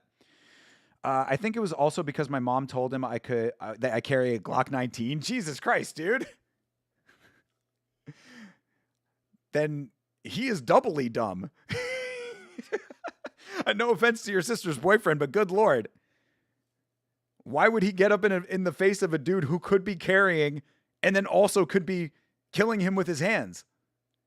This is just bad on top of bad. All right, we got dance cam. Ooh, hello. Oh, look at this dude over here. These two Western dudes with some Thai ladies. Many such cases. Conceal carry too? Yeah, I mean, come on, bro. How dumb do you have to be? Were you in Florida at the time too? Because that's stand your ground, bro. Literally, all you would have had to do is say that you feared for your life, and you could have shot him on the spot. In Minecraft, don't do that. I would never advocate for something like that. Baddies in the crowd, hell yeah, dude. They all shout out to the RWS camera team, bro, the live production team, because they always find the baddies. Oh, you're in Wisconsin? Okay, all right, fair enough. I don't think Wisconsin is a stand your ground state. I don't know. It might be. I don't know, actually. If it is, it ain't nothing like Florida. Nowhere is like Florida when it comes to stand your ground. Speaking of which, I saw that Netflix documentary about the stand your ground case that was like made almost entirely of like footage from the like camera footage, like security camera footage from inside the interrogation room and all of that. Very crazy case, and a very sad tale in general. That lady who didn't want the kids to play in her yard, and she just basically like shot the mother through the door. Awful situation there. But I was very glad. The reason I brought that up is because that was also in Florida, and I was very glad that Stand Your Ground did not work for that lady because that would have been a terrible travesty because that was legitimate murder. Oh, it's duty to retreat in Wisconsin? Good deal. All right, cool. Florida is wild with stand your ground. Yeah, that's what I'm saying, man. Like, in general, like, I think stand your ground, like it's one of those things that I have mixed feelings about, of course, as a supporter of the Second Amendment, someone who is okay with guns in general. I think that, guns are unfortunately a necessary evil in our world. I have mixed feelings about stand your ground. I'm generally supportive of it, but at the same time, it has to be properly applied and properly like adjudicated. You know what I mean? Like it has to be like specifically a stand your ground instance with validity, which that case that I was just outlining clearly was not. So I'm very glad that case was considered as such, because that lady would have gotten away with legitimate murder had she gotten off. Shot a lady through her door. Tried to claim stand your ground. Give me a break, dude.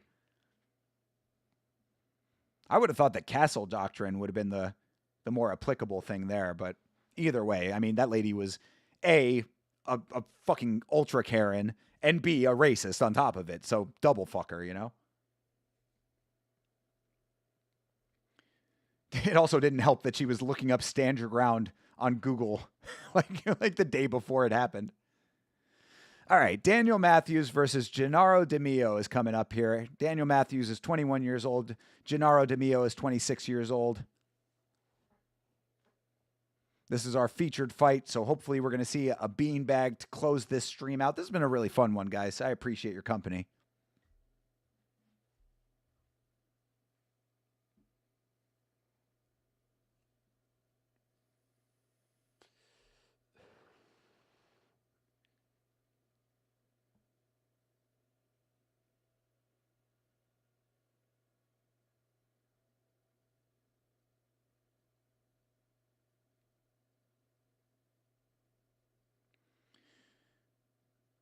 All right. Is this Matthews who's in the center right now? He's all tatted up. What is the tattoo on his leg? Is that somebody's autograph? Does he have someone's autograph on his leg?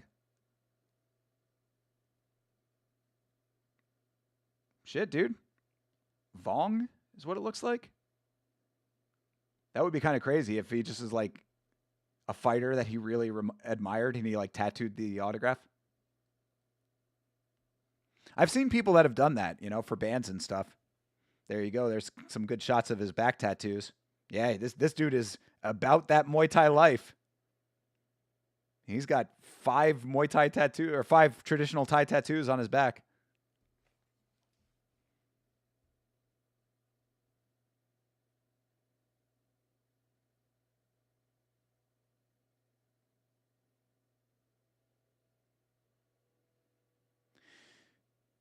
You think I could get a blood palm tattoo in Thailand in that style? That would be kind of cool, man. Get the Yama logo with like a blood palm motif. That's the name of his pecker? He must be really proud. What do you call your dick? Just points to the tattoo. Have you met Wong? Would you like to?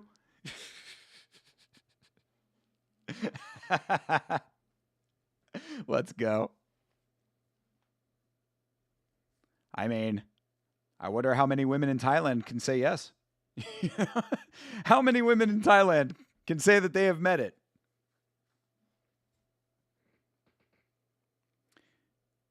Both these dudes have Thai tattoos? Oh, I didn't see the other one. I haven't seen the other one's tattoos yet. I mean, that dude has a full sleeve going on over there. Our dude, Gennaro. Yeah. Our dude Matthews, Daniel Matthews, taking it seriously. He's got the whole dance down. That's very wrong. Wary Wong, gotcha. Oh, both on the back, gotcha. Yeah, right on. I'll check it out when I can see it. I mean, after our dude Matthews gets down with the dance moves, I mean, I got to believe that he wins this fight based on the intensity of the dancing right now. Because he is cutting a rug right now.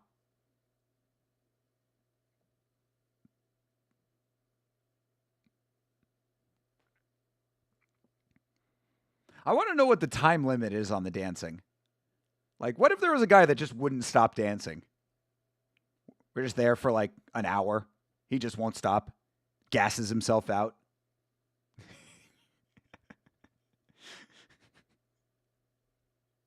He's just doing cardio in the center for like a full fucking hour. Opponent's just sitting there like, all right, man, glad I showed up to this.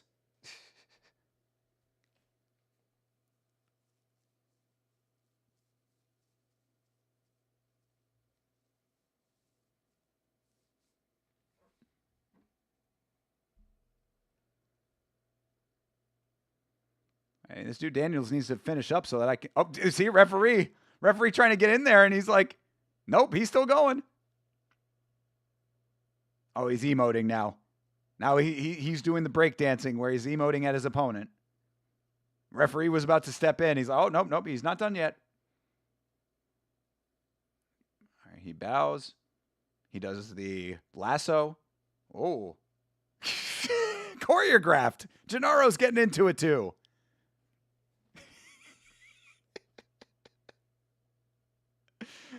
Bows out of respect. Very nice. All right, man. Like, he tried to lasso. He's ducking him. Oh, he's emoting back. Gennaro's emoting back. Oh, it's good, clean fun, everybody. We have fun at RWS. He hit him with the lasso of truth like Wonder Woman.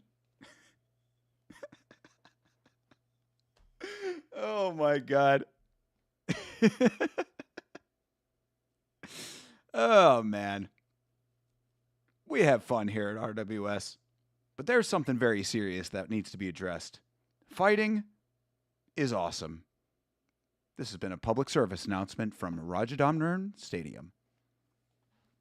All right, Bia Suwanet announcing our featured fight of the evening. It's not the main event. It's the bonus on top of the main event. I thought the Danielson Flamingo kick was coming. True. We need to see somebody do the legitimate wax on, wax off. I bet these white boys talk with an Asian twang.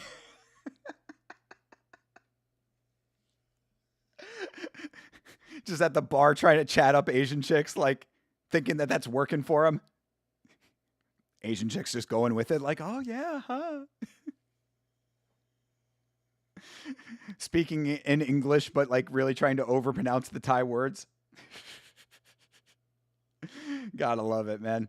Hey, you know what? Race aside, they're dedicated to the craft. Plus, Gennaro's not even like, he's like Italian, right? I got to imagine a dude like a name like Gennaro De Mio. Yeah, he's from Italy. So he's a different type of white. I didn't see where Matthews was from. Oh, maybe he hasn't been announced yet. Yeah, Gennaro De Mio. He's from Italy, from Naples. I thought we was Napoli-Dopoli.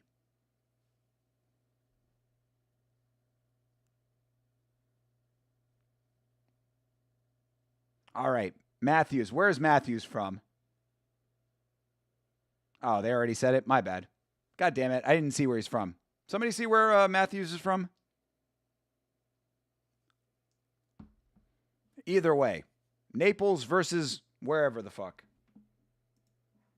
All right, fight's underway. Oh, Matthews is from Australia? Got you. Okay, thank you. So the Aussie versus the Italian. Oh, yeah, he's got some nice back tattoos, too. Actually, I like his back tattoos better, honestly. I like him down the spine, Gennaro. Both of them are pretty good, though, honestly. Both have pretty good back pieces. Ooh, Gennaro putting some work in early. Gennaro stringing the combos together, catches the kick, returns. Trying to get that Pech Moricott going. That push reverse. Ooh, nice counter by Daniel.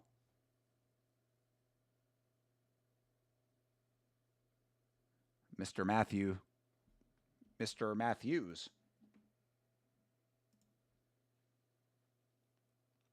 Nice body kick for Matthews. But Gennaro's staying in his face, man. He's getting touched up for it, but he is in the pocket. Gennaro banking on that Italian chin. He thinks he's fucking Marvin Vittori in there.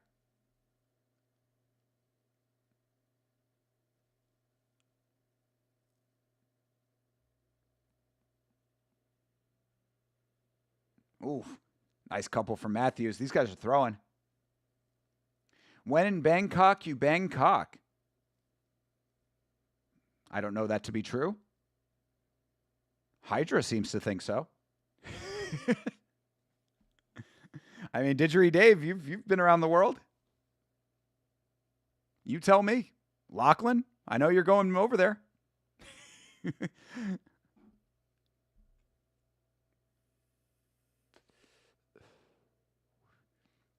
Nice body kick. Yeah, these guys are going for it right now. Ooh, nice knee from Gennaro. Gennaro with the legit bowl cut. Bro. Somebody legitimately put a bowl on that man's head and shaved around.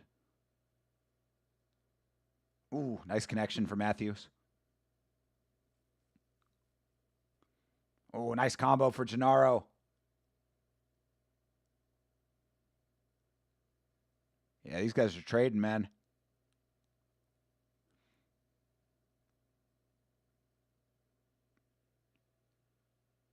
Nice traditional Muay Thai for both of them, too. We still going? It's the featured fight now. So the final fight of the evening, 10-7. How'd the fight end up? How'd your fight end up?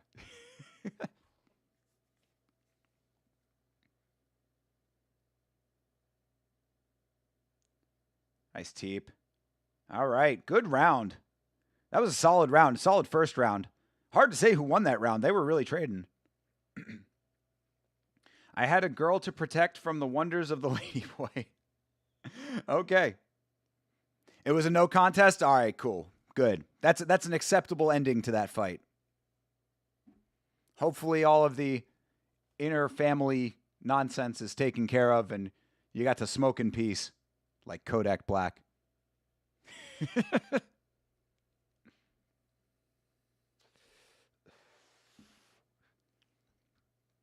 And they stay there. All I do is win. Another quality walkout song.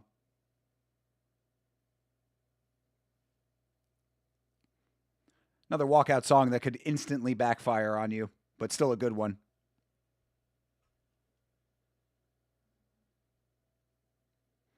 All right, they gave it to Matthews.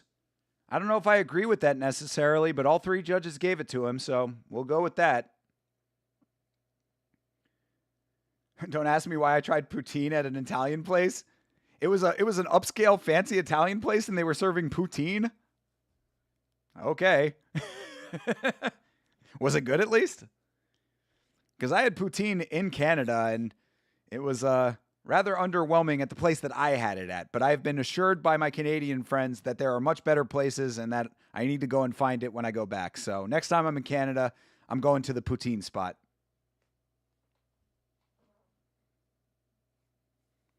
I've always said that poutine is a good in theory food based on what I have had.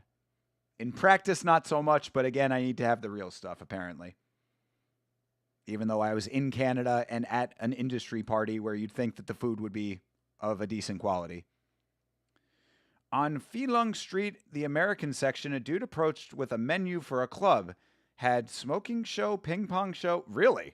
Mrs. said, you want to see? I went, nah, I'm good. Your girl wanted to go and you wouldn't go? First of all, based girl. Second of all, I mean, where's your sense of adventure at Didgeridoo Dave? Somebody comes up to me and says ping pong show is on the menu. I mean, I ask how many bought. I'm a man of culture, bro. I need to take it all in. As she takes it all in. Hi-oh. Oh, that was a test, you think, Lachlan? Damn. I would absolutely fail that. I would be going home single. It was special. Okay, fair enough. Calamari was unreal. Yeah, true. Pasta was good. Poutine was fucking terrible. Yeah. Shame on the upscale Italian restaurant for tampering in God's domain there. Just because you're an upscale restaurant doesn't mean you can do everything, you know? You were scared? Don't be scared, homie. Need to get that for the soundboard.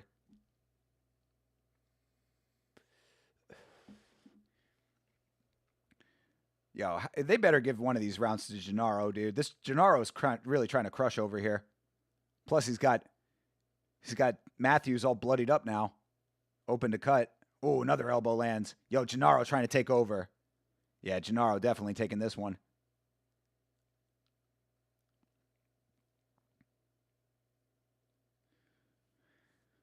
Well, I'm sorry about the poutine, my friend. But glad that the pasta was good. When at the upscale Italian restaurant, tell them not to be heroes. Stick with the tried and true. You're only 25 and it was in 2000? 2000 baht? Worth.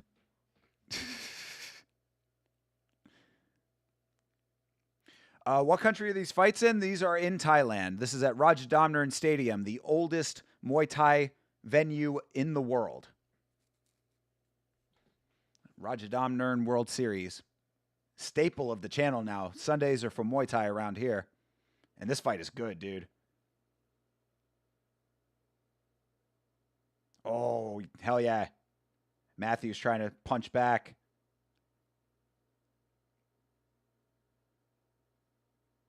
You've seen older? I don't think you have, bro. Specifically for Muay Thai?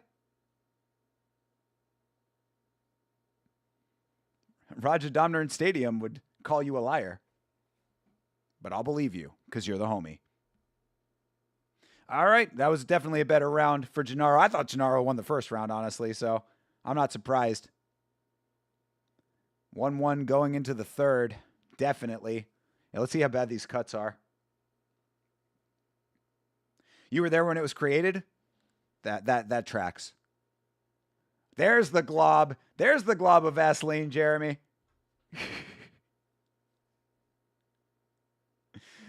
Daniel-san getting globbed up. Oh, hell yeah, that elbow did it. That elbow took a chunk out of his forehead. See, Gennaro started in with the elbows, and that's game over. But we still got round 3 to go. Let's see if Gennaro can swing this thing. I think he's going to win this fight. Damn, dude, hell yeah. That follow-through on that elbow was nasty. Woo! That's a good cut. See, that's a good replay right there. Shout out to the production team for that one. That was a good replay. Oh my God, one of the judges still gave it to fucking Matthews? What are these judges on, bro? Are you kidding me right now? Jesus Christ. Am I the only one around here who gives a shit about the rules?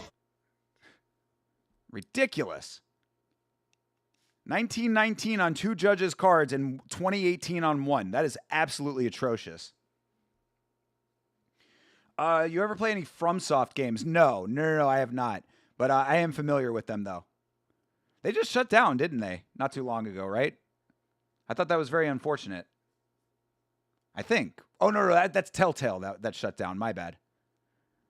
I only play very specific games. I play 2 video games. I play Minion Masters and Omega Strikers. Trust me, I am trying very hard to find new games to play, but I have very specific things that I like in video games. So it's kind of tough for me to get into a lot of games that other people play. I watched fights on the couch with my ex-father-in-law in Ladplaw, Bangkok. We would have 25 baht bets on Si Dang or Si Nung Nam, blue or red on the kickboxing. Nice. Hell yeah, dude. Oh, they're going for it now. Let's go. Oh, shit. Round 3 is fireworks. Oh, they are going for it. Oh, buddy. Dude, these guys are swinging. Ooh, good connection for Daniel. Goes for the kick, misses. Oh, Gennaro might be slowing down a little bit. No, Gennaro. Gennaro. Oh, there it goes. Gennaro punching forward. Oh, he was just catching his breath. Oh, Gennaro with the elbow again. Oh. Oh. Yo. Oh, Gennaro's cut now too. This fight's crazy, dude. Yo, nice high kick for Daniel. Gennaro swinging the leg and missing. Holy shit. Yo, these dudes just decided to say fuck it. They came for flames. Oh, man, punching forward is Gennaro. Has him clinched up in the corner. They break. Yo, Daniel's tired, man. He's looking at the clock. Oh, Gennaro's still pushing. Oh, elbows. Oh, my God, Gennaro's cheek is all kinds of bloody now. Yo. This is a banger. Nice body kick for Daniel. Yeah, both these guys starting to tire out now. How could you keep this pace up?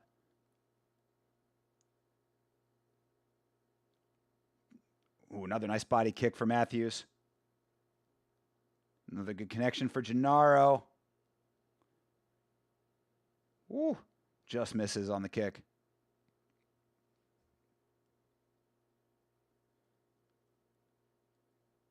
The old man didn't speak English and told you no Thai. Dope. That's a good relationship with a father-in-law. Oh. Yo, Gennaro, the machine over here, punching his way forward. The first million baht is the toughest. That's right. It's true. It's all downhill from there.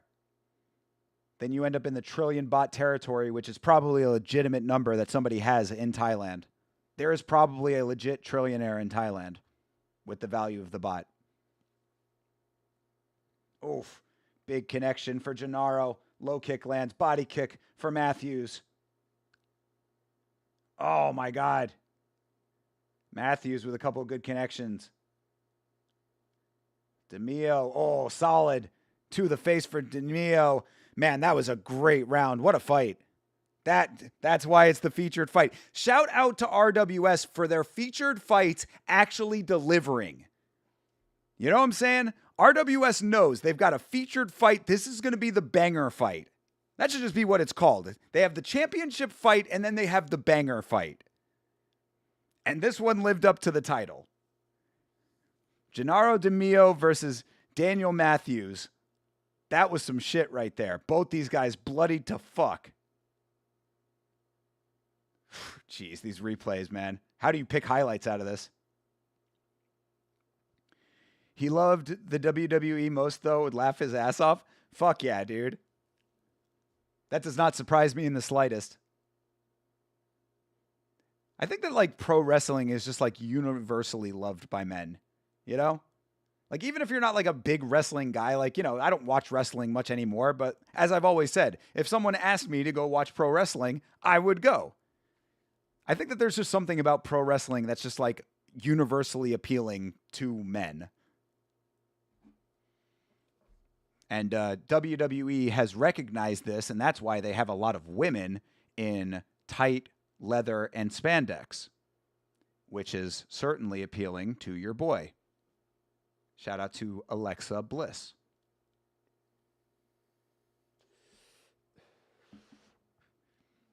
All right, who's going to win this fight? I think Gennaro should win it. I can't believe that one judge fucking biased for Matthews. Let's see here. Split decision either way.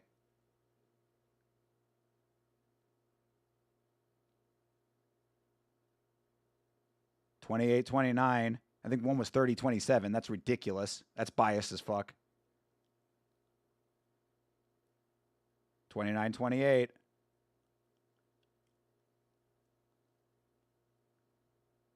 Split decision.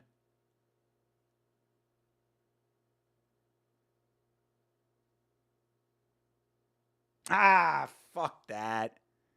Fuck that. I mean, look, Daniel Matthews is great. I mean, that was a great fight. Well, deserved victory. Maybe he did enough in that third round. I'd have to rewatch it. It was too crazy, but I thought Gennaro won the fight. I'm not too mad at it, though. I mean, that's a kind of fight with no losers. Fighter Spirit Award for sure for Gennaro. Fucking A. Bliss is a baddie, but you're more Liv Morgan. Liv Morgan is. I like the look of Liv Morgan, but she's the one with she's the chick that does the dark stuff. Oh no. No. That's not her. I was thinking of the other girl. Yeah, no, Liv Morgan. She's bad too. Hell yeah, dude. You kidding me? Yeah, I just looked her up. Which is the one that's that does like the goth thing? Because I like the goth aesthetic, but I don't think she's all that pretty. Alexa, let's see, Alexa Bliss. That's the one that I was talking about. Oh yeah, no, hell yeah, dude. Alexa Bliss that's the one. Oh yeah, Rhea Ripley. Hell yeah. There you go. Rhea Ripples. I'll take a ripple out of Rhea. Yeah. No, Rhea Ripley. I like the aesthetic, but I don't think that she is like that pretty inherently. But both Liv Morgan and Alexa Bliss, both. Yeah. That's all right. That's all right. I'll take Alexa though. That's my choice. But really, I mean, it doesn't take much for me, man. The outfits alone in pro wrestling for the women is like, I really like that. I really like that. Looks like they both getting paid. Yeah, yeah. No, they definitely. The Fighter Spirit Award was certainly going to Gennaro for that one. Yeah, well-deserved Fighter Spirit Award for that. New one coming up, ranked Nikki Blackheart. Let's see. What does Nikki Blackheart look like? Nikki Blackheart, WWE. Images. Yeah, she's all right. She's a little bit too muscular for me. Jesus Christ, she built like a horse, though. Good Lord. Talk about a backyard. Yeah, she's just a little bit too, like, muscular thick, I would say. But not bad, though. I'm with it. Of course, they're doing Marie Rumette highlights here. You sent me a message on Discord? Got you. Oh, you sent it to Dave. Cool. They need Chun-Li on the card? True, dude. Hell yeah. We're going to be seeing Chun-Li in the new Street Fighter movie coming up. That'll be something that we'll be doing on MMA on Film. Alex Volkanovsky is in that movie, so we will be reviewing that film for MMA on Film. I never did that well with that demographic, but when I was a freshman in high school, there was one super hot goth chick that liked me, but I was a jock that it wouldn't work. Modern day Shakespearean tragedy. Actually, in my high school, there was a goth chick that did end up with the captain of the football team, so it can happen. It is not unheard of, but certainly unlikely. I do feel you, though. For me, of course, I was always into punk and metal, even though I was a rapper, so it was a little weird, but either way, I made it work for me, so I got the best of both worlds.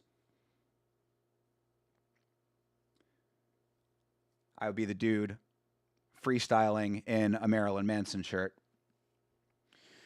I am super sluggish. 8 eggs, 1 pound of veggies, and 3 cups of rice.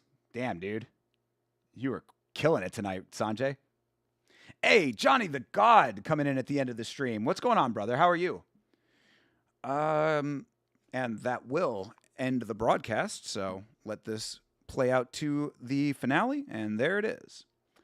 Turn off the timer real quick. I used to watch WWE a lot as a kid because Jeff Hardy and Triple H were my favorites back then, but I naturally moved on while growing up. Yeah, I think it was Toby who said that, like, most most guys start off with pro wrestling and then transition to MMA, you know, in their interests.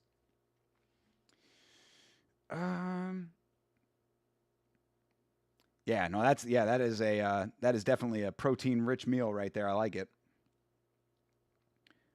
You weren't the captain, it wouldn't work. True, dude. Always the fullback, never the captain. I don't know, just making up positions. Bad Brains is my favorite all-time punk band. Bad Brains is great. I was listening to a lot of punk on the way home today, actually. I started off with Motorhead, and it I got YouTube Music, so it's like kept the playlist going. It was a great playlist. Fucking Hit the Addicts, Descendants, Operation Ivy was on the playlist. Rancid. It was a great drive home. I was like, dude, this is fucking awesome. Also, shout out to Florida. Against Me. Against Me is great, dude. Hell yeah, dude. I love Against Me. Yeah, that's awesome, good stuff. Throw some salmon with that meat, and I'm all about it. Hell yeah, dude. Salmon is a great protein. Have fun, Yamster. See you again soon. Indeed, we are going to be ending the stream. It is 1:30 a.m. local time, guys, so I appreciate all of the great conversation tonight. This was a really fun card. I actually really enjoyed this one. This was better than last week. Better than the Super Fight card. But for real, I was into every kind of music. Hood Dude at a Guar, System of a Down, and Frey concert. Hell yeah, brother. Yeah, we would have probably run in the same circles back in high school. Good deal. All right. Well, guys, again, I appreciate you so much. Thank you very much for hanging out for this one. Tomorrow night is the podcast. Last week's fights, me and Chase Parton will be breaking down each and every fight from the UFC card, of course. New video probably coming early this week if I can get the time to do it. Hopefully I will have the time. Got a bunch of stuff to talk about as always. Yamashow.com. Go get yourself a hoodie. Go get yourself a t-shirt, whatever. Get yourself a sticker pack. Appreciate the support on that as well. And, always stuff coming up. Actually, this week, we're going to be up late a bunch of nights this week. We've got One Samurai and we've got UFC at 4 o'clock in the morning on Saturday. So be aware, set your clocks accordingly, and we will reconvene very soon. So I will see you tomorrow for the podcast. Either way, you have a great rest of your night, a great rest of your weekend, and as always, fight on.